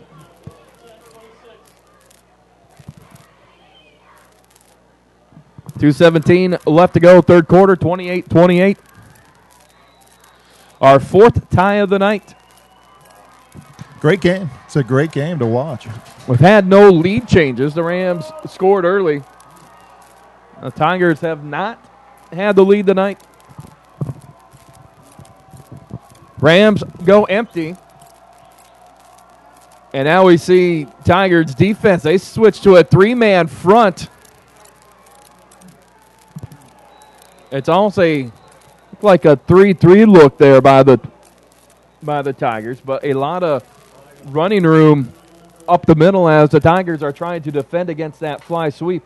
And the Rams continue to run that Wilder holding onto the football. Looks like Humphrey called for the hold on that play, so it'll be backing us up a bit. You can't have those mistakes in this kind of game. Penalties kill you, turnovers kill you. So it'll be a 10-yard spot foul. That will push the Rams back to the 16. It's going to be a 1st and 20.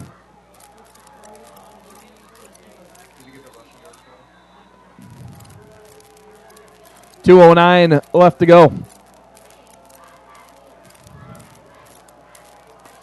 Rams bring it back into the backfield. That's Scarlett offset the Wilders left. Scarlett on the carry. He's bottled up, but he will keep the legs moving. He'll get to the 20-yard line, a gain of 4 on the play.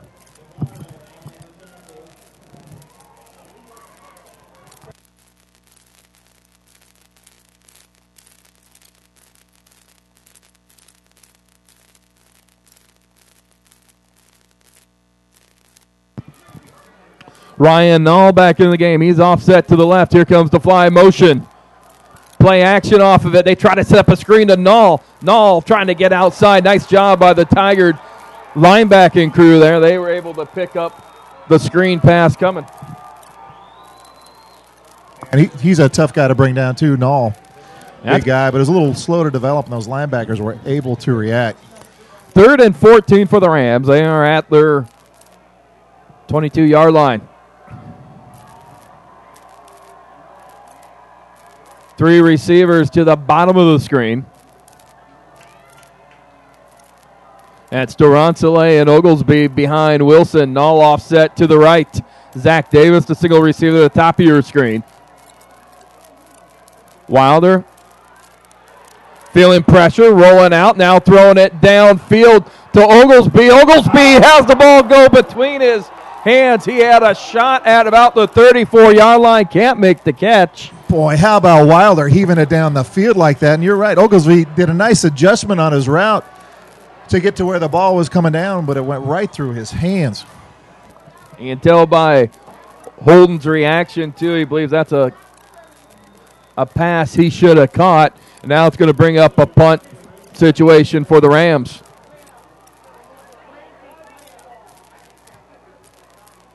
So the Rams move backward after the holding penalty. And Mitch Seeley will try to change the field position. It's a high kick. It's going to take a Tiger bounce, and the Rams are going to field it at the 48-yard line. And that's going to be Tigers' best field position of the night. Yeah, it's going to be important for this Rams defense to stop that front line from opening up the gaps for Floyd. That's been the problem all night with this short field. They can't let them grind like they've been doing for the first half. They've got to stop them. 1st and 10 for Tigard. 48-yard line of the Tigers is where they're going to take over. This game is tied. Tigers looking for their first lead of the night. There's been 4 ties. There hasn't been a lead change. It's either been a tie game or a Central Catholic lead. I formation. Rams about 8 in the box, and here comes the throwback pass. Almost intercepted. Floyd threw the pass. Jet was not looking. And Torres Walker looked almost confused as he was coming up to intercept that. He didn't know whether to take Jet or to follow the ball, and the ball hit the ground. Boy, that would have been a pick 6 if Walker was able to. But we see the Rams, though, not flowing as hard on that backside. They seem to be leaving a defender there looking for play action coming back, and that's earlier in the game. I think if Tigard would have ran that play would have been wide open. Yeah, and Jet didn't even look back for that ball on that play. Reverse pivot goes to Floyd. Floyd spins his way for a first down and more. He'll have a first down to the Central Catholic 41-yard line with 22 seconds left to go here in the third quarter.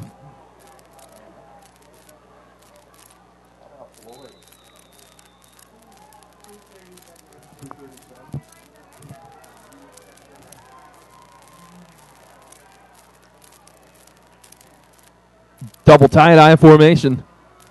Reverse pivot to Floyd. He's across the 40 to the 34-yard line. And that is going to be the final play of the third quarter. So 36 minutes are in the book. There's another 12 at least to play. And it's Central Catholic 28, Tigard 28 here in the 2012 quarterfinals. Well, I tell you what, Rick, it's going to have to be the defense that ends up winning this game and stopping that Tigard offense, and specifically Floyd being able to stop him. He's peeling off 236 yards so far. So the answer, as we entered the fourth quarter. So. Answer to our trivia question: last time Central Catholic with a 10-game win streak, that came back in 2012, where the Rams had a 10-game win streak going into the quarterfinal round before having that streak stopped in a 39-36 loss to Lake Oswego.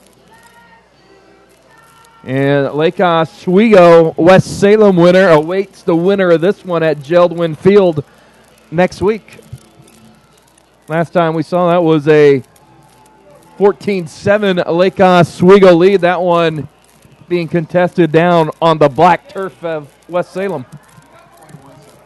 21-7, Lake Oswego has extended that lead as the fourth quarter begins. Rams showing blitz. Here comes Taylor Smith through the B-gap, but he can't wrap it up. But the Rams do a nice job of pursuing the football, and they're going to keep Floyd behind the line of scrimmage, maybe a loss of 1. So there's that B-gap blitz that we talked about. Yeah, definitely have to make that adjustment. Smith made a big hit, but Floyd kept those legs driving, picked up about a yard. His cap got knocked off, so he's leaving right now. Third and 4.5, 3rd and 5. I formation. Quick pitch going out to Manu. Manu trying to get to the corner, trying to outrun Durantale, and he's not going to get there. He might have gotten a yard. Boy, how about Durantale spreading that out or stringing that out to the sideline there? And Manu's got some speed, but obviously Durantale running right there with them, Rick. Give Manu a gain of 2. It's going to be a 4th and 3. 11:33 left to go. Yeah, the fans are getting loud, and right now Tigard is taking a timeout to think what they're going to do here on 4th down. And while we have that quick break, let's take a look at the stats from the third quarter. Again, Tigard leading the first downs as they grind out these long drives. 22-8 for Central Catholic. Rushing yards, 284, led by Floyd. And the rushing yards for the Rams coming in at 105. Passing yards for the Rams, passing yards for Tigard, 99, while the Rams are putting up 132 through 3 quarters. Total plays, the Tigers grinding out 57 plays for 377 yards total offense, and the Rams about half of that at 31 plays for 237. And, as we sit here with 11:33 left in the fourth quarter, tied up, and fourth down at the Ram 34-yard line, Rick. It's getting exciting. It is getting exciting. This is what playoff football is about. Two teams trading blows. And we go in the fourth quarter, a tie game and a 4th and 3.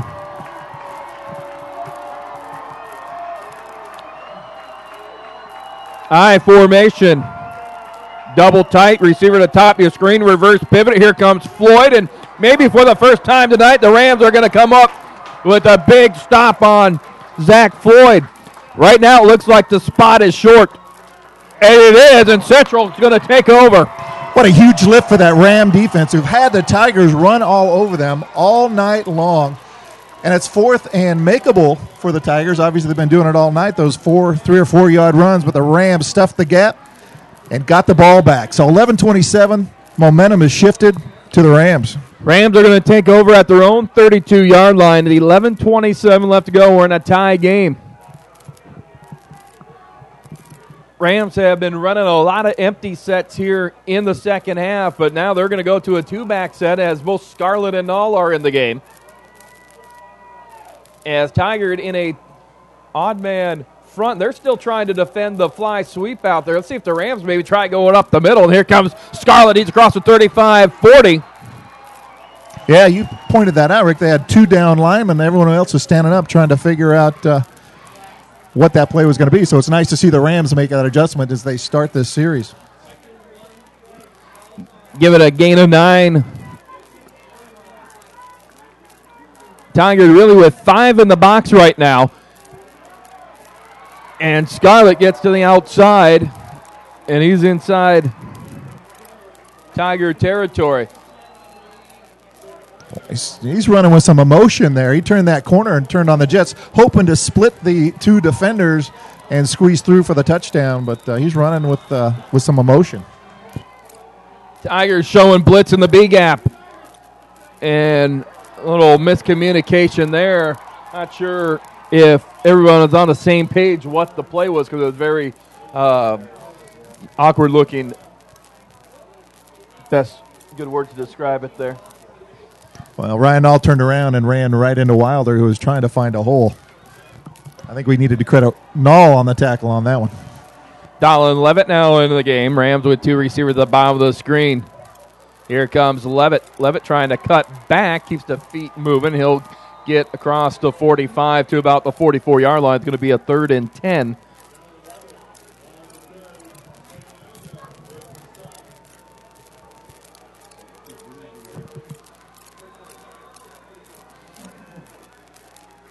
Well, I'd look for Rams to try to go for the first down. I don't think it's 2-down territory yet. Not with Mitch Seeley, because you can punt the ball and probably put the Tigers inside at least the 15-yard line, make it a field possession game. Wilder feeling the pressure, rolling out, got Scarlett one-on-one down the middle, in and out of his hands, and Zach Davis almost comes up. Scarlett kind of was on a swing route. It didn't develop and then turned it upfield. He was one-on-one with a linebacker, had a step on him, just couldn't make the grab. Yeah, a good pass there by Wilder, put it on his hands. It almost looked like Scarlett mistimed his jump, and it was on his way down from the jump when the ball actually arrived.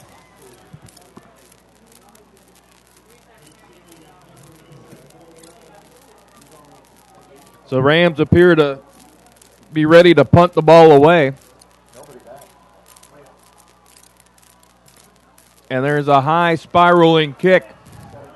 Salou underneath it. It hits Salou and goes into the end zone. The Rams are not able to get possession of the football before it goes into the end zone. And the Tigers will come out to the 20-yard line. Almost a change of about 15 yards, 17 yards in possession if Salou would have seen the ball come down and potentially had a chance maybe to catch it himself. Yeah, that would have been a huge play, pinning the Tigers back inside the 5, but like you said, couldn't get his eyeballs on it, and it bounced up, hit him, and then into the end zone. The Tigers with 9:26 left, looking to go ahead for the first time tonight. Evan Jett coming from the sideline to bring the play into the huddle.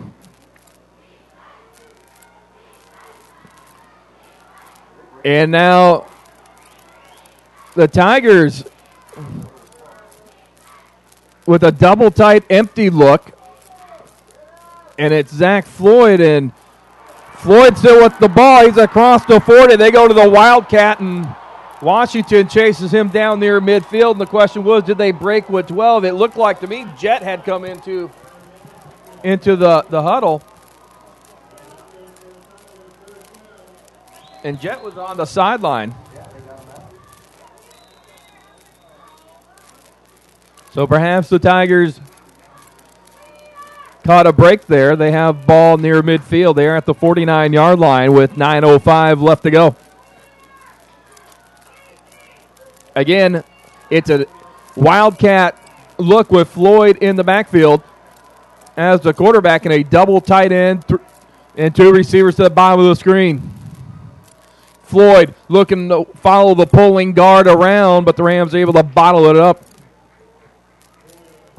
You know, with Floyd back there by himself, I mean, it's 9 times out of 10 he's going to take that ball and run, so it makes it a little bit easier for that defense, basically to key on him. You know, he had that one where he, faked the sweep and threw it back to Jett, but when he's got the ball, it's going to him. Yeah, but you gotta honor the receivers out there because you've seen Floyd now try to run the football. So you go empty. You are going to spread out that defense a little bit more. You got to at least put somebody, either a safety or a linebacker, over those tight ends. And so it still spreads the defense out. We see the Rams playing 6 across about the 45-yard line, then 5 up front. Here comes fly sweep motion, and the give is going to go to Manu, and Manu is knocked down as Donovan Manning holds the edge.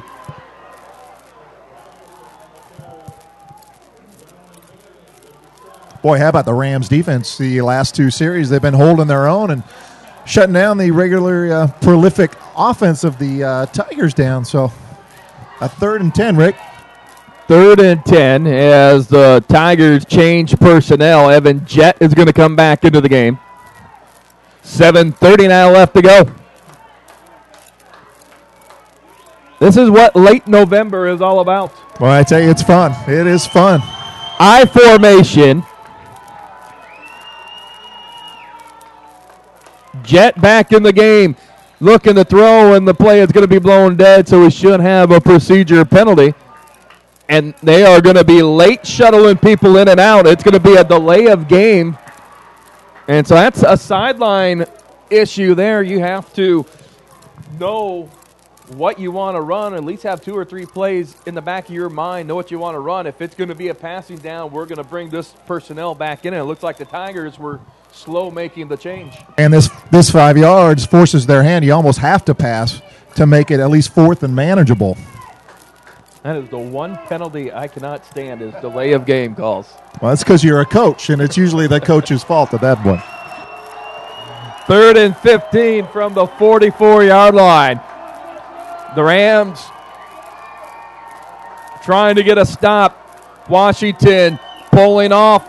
Outside receiver to throw at the sticks is going to be short, and there's going to be a flag come down. This might be helmet to helmet as Washington came up to try to make the play. You saw him what they call a bail technique at the snap. He started dropping off. He was going to give the throw underneath, not let the play get to the first down marker. Perhaps when he came up, though, that helmet hit the receiver's helmet. Dallin Levitt going to the sideline, or rather that's Taylor Smith appealing to the Rams sideline. And it didn't look like a cheap shot there by Washington. He was just coming up to defend the play, and the receiver turned around, and Washington basically, it was a head-to-head contact, not necessarily intentional. Well, you have to make the helmet-to-helmet calls, trying to keep the safety of the game here. We was so much about concussions, but at the same time, this situation, it better be a helmet-to-helmet call. Because that's a game changer. That would have been 4th and 4. Now it's 1st and 10. Rams showing blitz in the B gap, and the Tigers pick it up, and that sets Floyd free. He gets by Washington. Touchdown. 29 yards. Zach Floyd, his 4th of the night. Boy, and how about Floyd doing the shake and bake as Washington tried to break down and make the tackle. Washington was frozen, and Floyd whizzed by for 6. Tigers go 80 yards in 5 plays. They were aided by the helmet-to-helmet call. Well, how about it? It has been the Floyd show tonight. 304 yards and 4 TDs as the Rams get called for an offsides, which is declined by the Tigers. So Floyd really running all over this defense.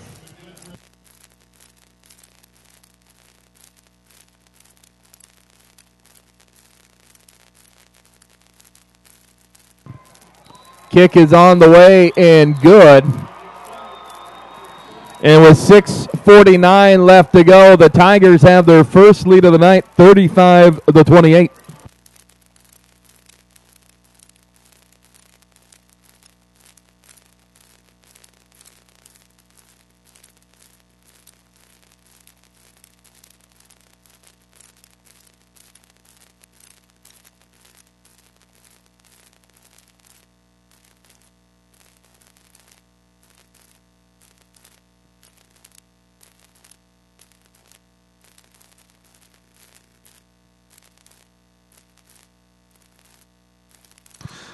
Well, Rick, as the Rams get ready to take the field, the defense has stepped up a bit better in this second half, but that penalty killed that last drive, or actually killed the stop for the Rams, allowing the Tigers to come down and score on that run by Floyd. But overall, they have not done too bad from the defensive side of the second half. 6:49, still plenty of time to go. As Greenough will prepare to kick off.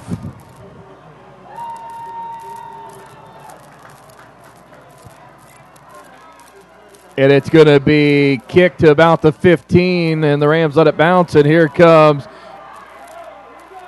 Washington trying to get outside across 35, 40, 45, and take it down. That should be a horse collar, and there's the flag. Well, it's beautiful to watch Washington run the ball. He is so smooth and very patient to pick his holes, waiting for his blockers to come up. Nice there by Washington, about a 40-yard run, and he'll get 15 yards tacked onto that, Rick. So the horse collar penalty, if it is what it appears to be, would push the Rams to the Tiger 37-yard line.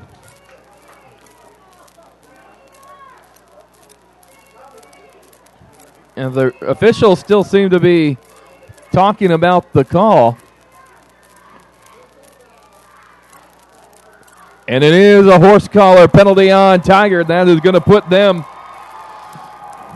their defense, back to the wall as the Rams are going to take over 1st and 10. This should be on the Tigard, at least 37. The sticks were marked at the 50, so it might push them maybe to the 35, or now the official's going to stand at the 37. That's where the Rams will take over. Rams trying to take advantage of the big return. The quick throw goes out to Wilson, and nice job by the corner closing and knocked the ball loose.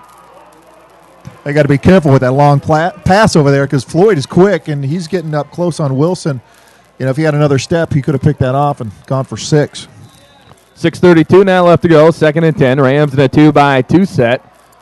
Tigers still in that 3-man fronts, like a 3-4 defense now looking. Wilder throw over the middle to Lawrence Wilson, and pass is incomplete. Obviously a design play there to Wilson the first look, but Durantale was over in the flat where Wilson had cleared out. If Aiden would have seen him, Durantale would be gone. I'm a little surprised the Rams came out with 2 straight passes. Considering the good field position, they've been able to move the ball on the ground. And here comes Scarlett, and Scarlett's going to pound his way across the 35 to the 34, and it's going to bring up a 4th and 5. A big 4th down here for the Rams, because if the Tigers are able to get that ball back, as good as they are rushing the ball, they can run a lot of time off the clock. 3-by-1 set.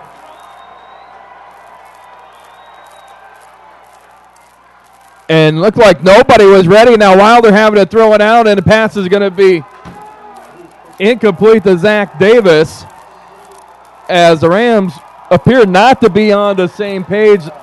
It looked like perhaps that was supposed to be a delayed snap count, trying to pull the defense offside, but the center snapped the ball early because you saw no one move. Yeah, no one moved. Everyone's statues wondering why the ball was in Wilder's hands before they figured out that they need to start doing something. Wilder trying to get the pass to Zach Davis on the sidelines, but he got bumped out early and essentially taken out of the play. Second time tonight, the Rams have been stopped on downs, and the Tigers are going to take over on their own 34 with 5:53 left. Big series, perhaps the biggest defensive series of the year for the Rams. Reverse pivot, give goes to Floyd. He tries to get outside, and he is still on his feet. There was 2 Rams had a chance. It looked like maybe Levitt tried to strip the ball away, but Floyd had none of that. He actually picks up 4 or 5 extra yards, because otherwise what would have been a 2-yard loss becomes a 3-yard gain. Yeah, you can't do that. You got to stop him first. You can't be trying to rip the ball away. And obviously Levitt's had success all year long doing that, but you can't do that with Floyd. It called actually a pickup of 5. It's 2nd and 5. Tigers would love to milk a little time off the clock.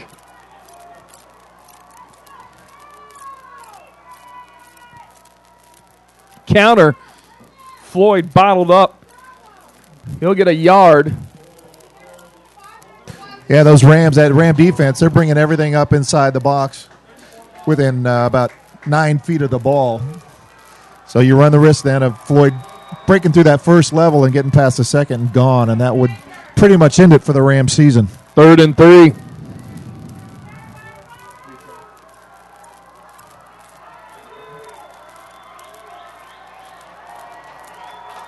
Ball on the 41, 4:35 left to go. Quick snap. The Ram defense wasn't set, but they rally to the football. And where's the spot going to be? Official referee is showing 4th down, so it should be 4th and 1. Tigers try to go with a quick snap, and the Ram defense was still actually getting set, but maybe it almost played into an advantage because the Rams came from 2-point stances and were able to fly to the football. Yeah, shoot through those gaps really quick and get there. This is a huge play, Rick. 4th and less than a yard with 4 minutes left in the 4th quarter, trailing by 7. And Jet is coming under center, so this is almost a case where the Tigers are saying our offensive line is better than your D-line. Reverse pivot, fumble exchange, and Jet is knocked down. Floyd picks it up, and he is taken back inside the 35-yard line. The Rams are going to have great field position with 3:44, so the gamble does not pay off. It does not pay off, but that was caused by the penetration of that defensive line shooting the gap. I don't know if Jet's arm got hit and knocked that ball out. I don't think Jet ever got the snap clean, and that's a situation too where it's 4th quarter. It's been raining all game.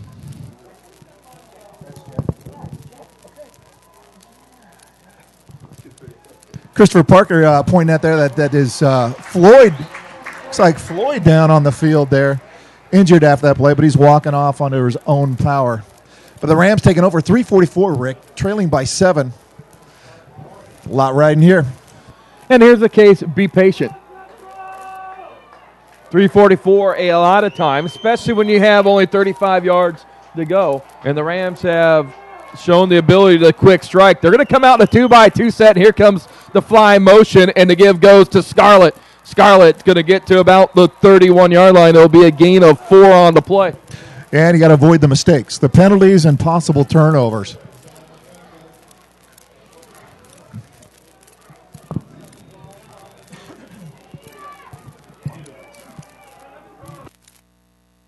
called a gain of 3 for Cam. It's 2nd and 7.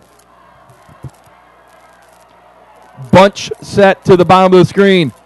Scarlett trying to cut back, and he is met by a wall of Tigers. And here comes 3rd down. Yeah, 3rd and 8, and the Tiger fans are getting fired up here as the defense trying to inflate their spirits a bit, try to get the stop.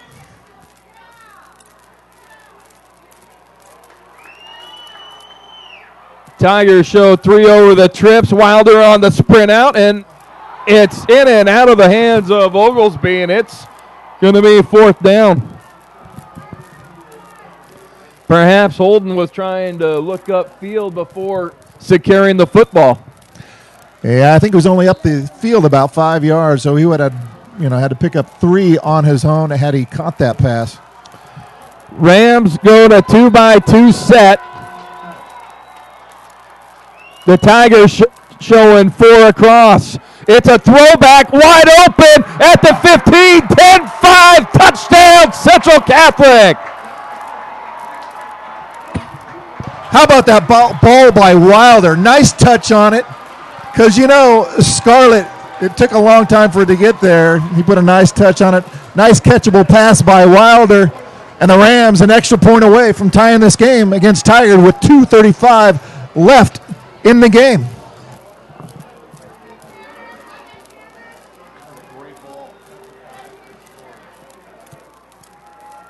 So the Tigers, in a sense, get a taste of their own medicine as they had been able to hit the throwback or go the opposite flat away from the rollout. Yeah, and now it's the Rams coming back with it. A definite taste of their own medicine. Great offensive call there.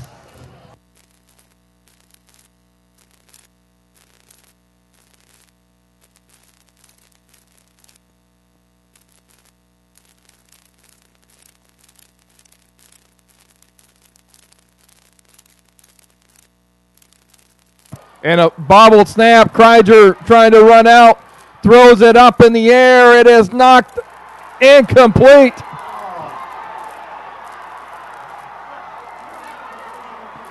And so with 2:35 left to go,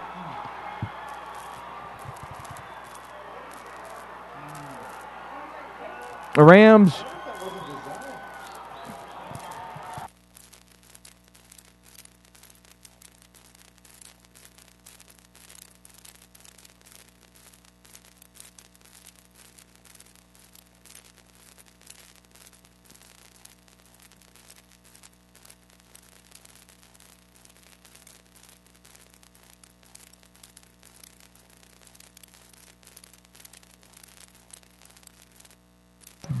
Well, Rick, so the Rams unable to convert there on that PAT, trying to have a discussion whether or not it was design fake or just a bad snap, but nonetheless, they're unable to convert that PAT, and now they're huddled up for kickoff. As you said, it is time for the onside kick with the game and the season riding on it for the Rams. Well, you have 2:35 left to go, and you look at the play chart, the drive chart tonight.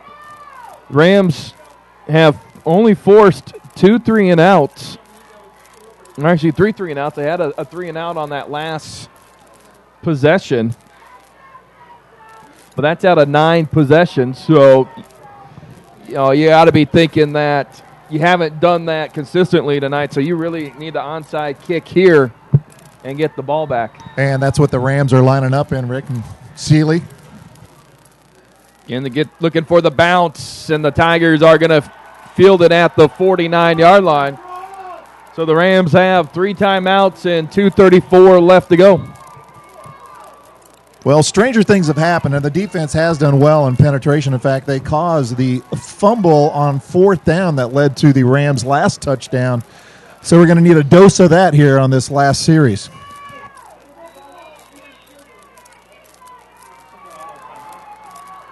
$2:34 left to go. Tigers going to bring the ball up to the 49-yard line. I formation.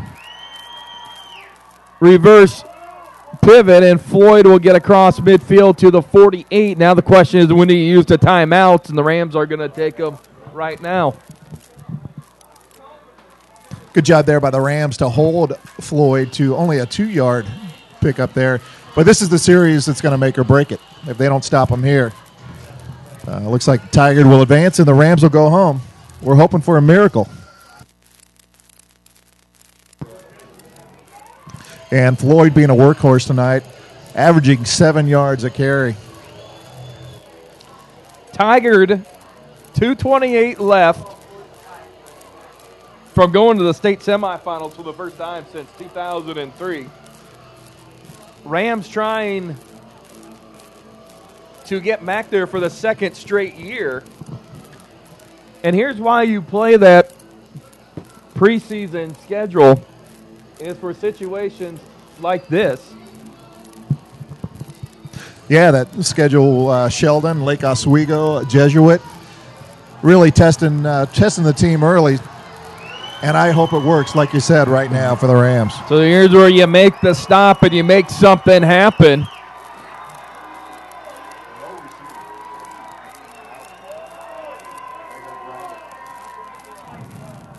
Manu in motion, reverse pivot to Floyd. Floyd, nice cutback, lowers the shoulder, runs over Levitt, and Floyd has a first down. Durantale chases him down at the 21, and you don't see that too often. Donald Levitt trying to come up to make the tackle, and Floyd kept the he's a powerhouse. Yeah, lowered that shoulder, kept the legs moving.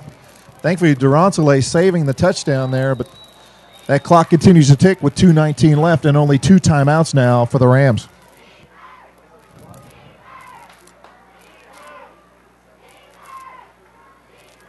.208 and counting.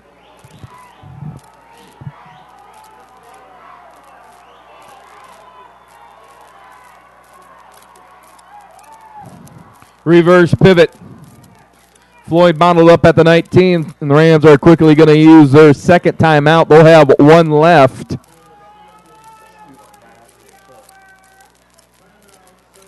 You have a 25-second play clock, then think about you're going to have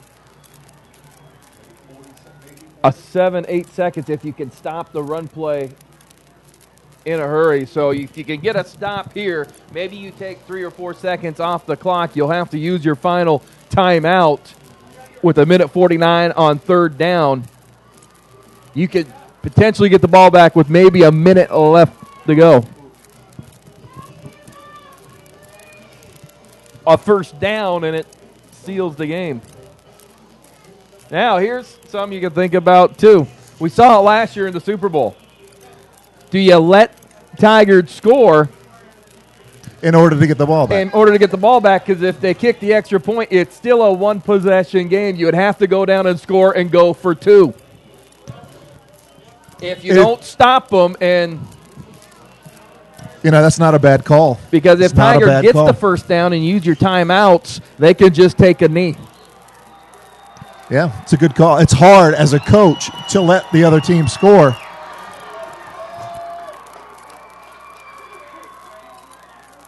And there goes Manu.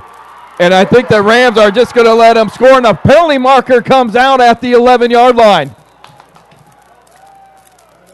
I think they called that because Levitt going out with the one-hand touch trying to stop it. And it looked like Durantale was already signaling to decline the penalty.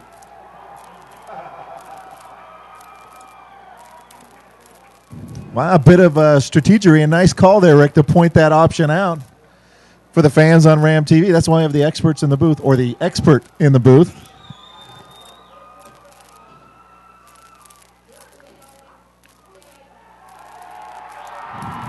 So a hit to the helmet.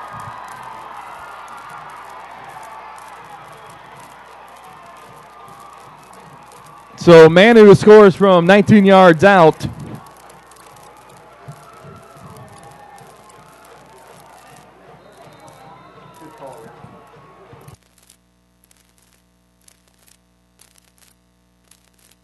Well, the Ram defense did a nice job trying to sell that they were going at him a little bit. And it looks like Tigard might actually try to go for 2. They didn't have the kicker out, so that one makes it really interesting. If you go for 2 and you make it, it's a 2-possession game. If you hold them All you need is a touchdown and an extra point. How do you like football in November, guys? As the coaches try to outcoach one another now at this point, the Rams looking for a chance to get that ball back with a one-possession game, and the Tigers obviously considering a 2-point to put it out of reach for the Rams. And that's not a bad idea. I actually have that in the back of the mind, just kind of thinking, if this happens, do you do this? And I did think, would Tiger go for 2 with Zach Floyd running the football? They've done such a good job of moving that ball down the field. But you'd almost think to go for that. But at the same time, you can outthink yourself because you have an automatic kicker in Mitch Seeley should the Rams go down and score. And, you think the odds are it's tougher for the 2-point conversion than the 1-point conversion. And it's not like Tigard has looked to be shaky on the PAT tonight. No, and the Rams defense have stepped up here in the second half, been a little bit more effective. And they say coaches can have paralysis by analysis, but sometimes you got to just go with the gut feeling and roll the dice. And they do line up to go for 2, Rick. So big play right here, 41-34. Tigers are going to go for 2, trying to make it a 2-possession game. Here comes the play action, and it's a 2-point conversion. It's a good call. That's really all you can say. Give Rucker credit. Yeah, but that killed them all day long, the play action. They were so good rushing the ball, and the play action killed them. And it's only fitting that the play action is what got them on this 2-point conversion, Rick.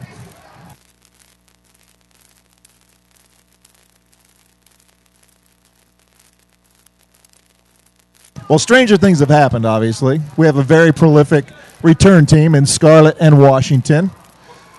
A quick return by either one of those guys and an ensuing onside kick. So it's not out of the realm of possibility, but the odds are definitely shrinking at this point.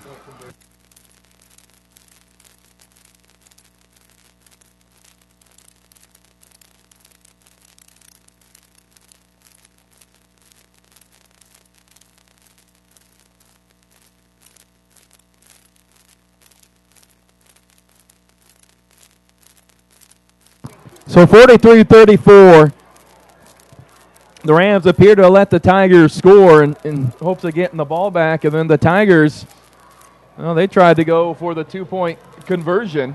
Yeah, a bit of a chess match there, and it looks like there was a penalty as the Tigers are kicking off from the Rams' 45-yard line, which would probably mitigate the opportunity for a potential return. Well, that came from the head slap penalty on the touchdown, and Washington is going to field it at the 1. He has a seam, and he's going to get across the 20 to the 25. So the Rams have 1:40 to work, and they will need to score twice.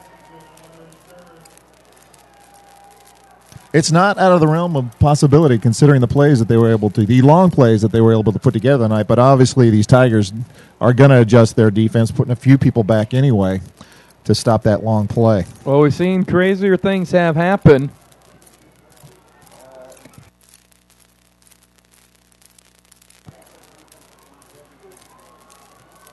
So the Rams are going to come out with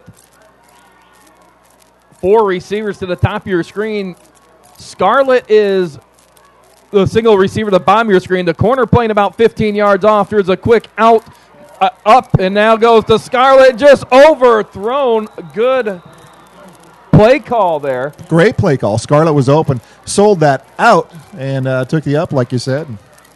Wilder, 10 yards too long. So 1:32 now left to go. 2nd and 10.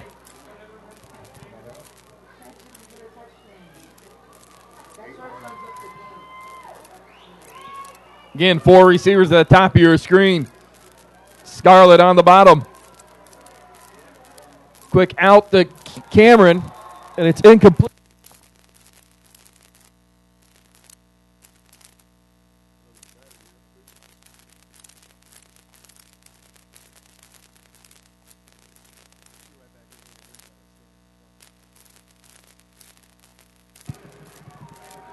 Third and 10. Tigers bringing pressure off the edge. Out to Scarlett, and he steps out of bounds at the 37. It'll be a 1st and 10. Yeah, good first down there. And 3rd down, 1:22 left in the game. Rams trying to get on the scoreboard, set up a possible opportunity for an onside kick to pull this one out. You'd like to be able to score in the next 40 seconds. Because the onside kick, if you recover it, you're going to get about midfield to give yourself 30 seconds to work with. Out and up again, and Scarlett was held up at midfield. And that was Manu biting on the fake out, and then as Scarlett was trying to get upfield, Manu ran right into him, but no flag thrown on that. See, and that's a situation, too, where you tell your quarterback, you see, and there is the pass interference, it's late. And that's one of the things I'm about ready to say. As a coach, you teach your quarterback, if downfield you see a receiver being grabbed like Manu was, you throw the ball to him and draw the penalty. Yeah, big break for the Rams. 1:15 left as the Rams take the ball at the 48, Rick. It's getting exciting. Lawrence Wilson goes out wide, 3-by-2 set. Davis and Scarlett on the bottom of your screen. Wilder stepping up in the pocket, avoids trouble, gets across midfield, 45, 40, still on his feet. And he's going to be shy of the first down marker, and the clock is going to run. Rams quickly to the line of scrimmage. 54 seconds and counting.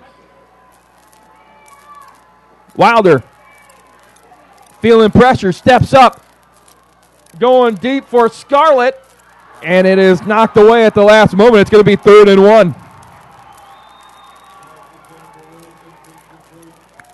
Yeah, the Tigers giving that front line of the Rams, even though only a 3-man rush, Rick, they're getting to Aiden and making him have to adjust his feet before he throws the ball. Well, here's some. If I can get a quick 5-yard pass out of bounds and give myself now 4 chances into the end zone with 39 seconds left, that still gives you enough time for the onside kick and maybe have 10, 15 seconds or 20 at most to work with. But I think here the Rams need to get the first down.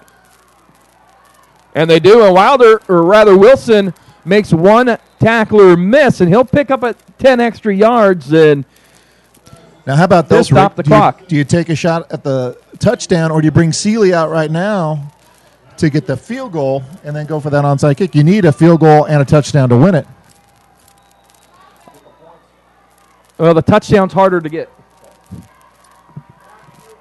But we look at here, the corner of the end zone. I thought maybe you'd see a fade to Wilson. The Wilson pulled it up, and I'm not sure there if Wilder and Wilson were on the same page. Maybe that might have been an option. If that receiver or that the corner comes up on you, it becomes a fade route. If he backs off, it becomes a quick hitch, because it really looked like Wilder thought Wilson was going to continue to the end zone. Yeah, that's what it looked like to me on that pump fake, but Wilson stayed put, like you said. So 23 seconds left to go.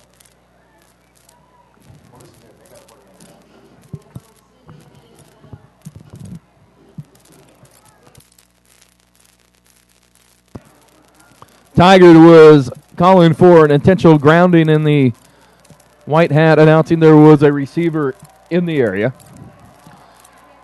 So 2nd and 10 from the 21. So like you said, Rick, it's 4 shots at the end zone time right now.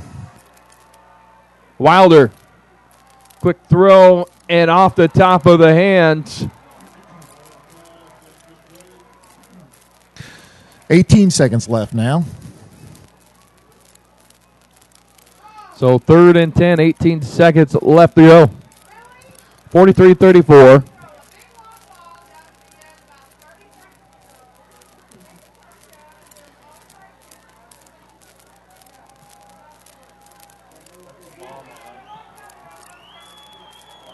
Empty formation. They have a back in the backfield as Wilder is going to sprint out.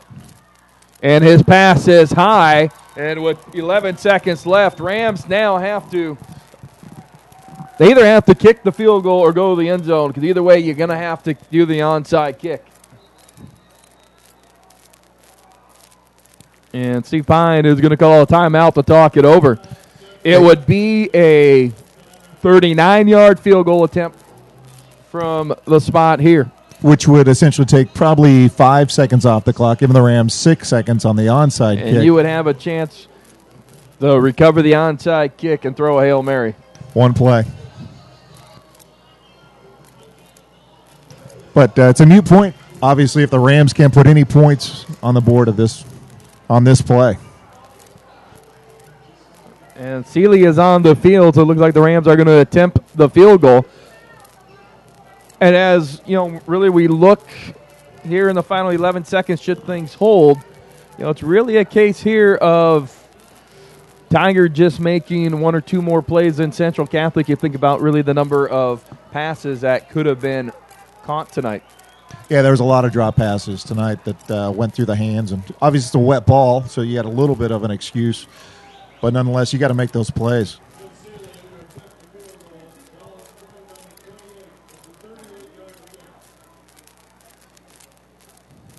Kick is down. It's on the way, and it is good with 7 seconds left. So Seeley, a 38-yard field goal.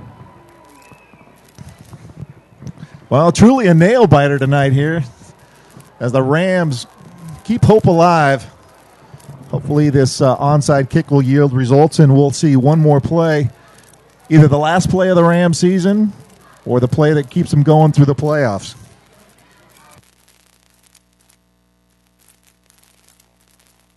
(43-37), and should that be the final field goal of Mitch Seeley's career? That was his 30th career field goal. That adds to his Oregon State career record. Mr. Automatic, he's been a definite asset to this Rams team on every facet of the kicking team. It's going to be sorry to see him go.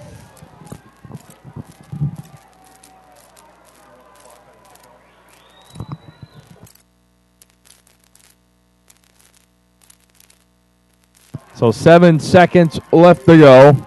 Seeley looking to do the onside kick to the right. They need a bounce. And a flag come out. We're probably going to have an offside call. And they're calling offsides on Tigard. That's going to move the ball up 5 more yards to the 45. So now if the Rams recover, they gained an extra 5 yards.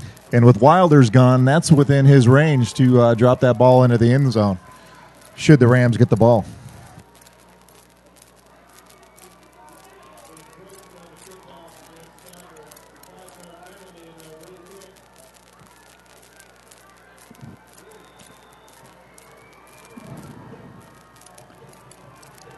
Here's the kick. Rams need a bounce, and it is fielded at the 45.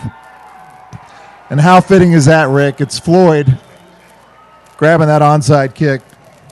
Floyd, from start to finish, has had a tremendous impact on the game. Over 300 yards rushing. And he's cleaning it up here and with you the onside see Seeley kick. just kind of dejected walking off the field. He really needed one more hop, and he takes a lot of pride in working on the art of kicking, not just field goals, but placing kickoffs and doing extra point or in onside kicks.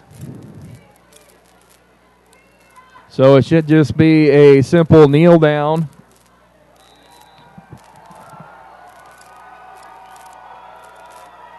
And that is going to do it for the first time since 2003. The Tigers will go to the state semifinals, and they will meet the winner of Lake Oswego and West Salem. And before we go off the air, now we're going to talk a little bit about the season, but maybe you have some scores for us.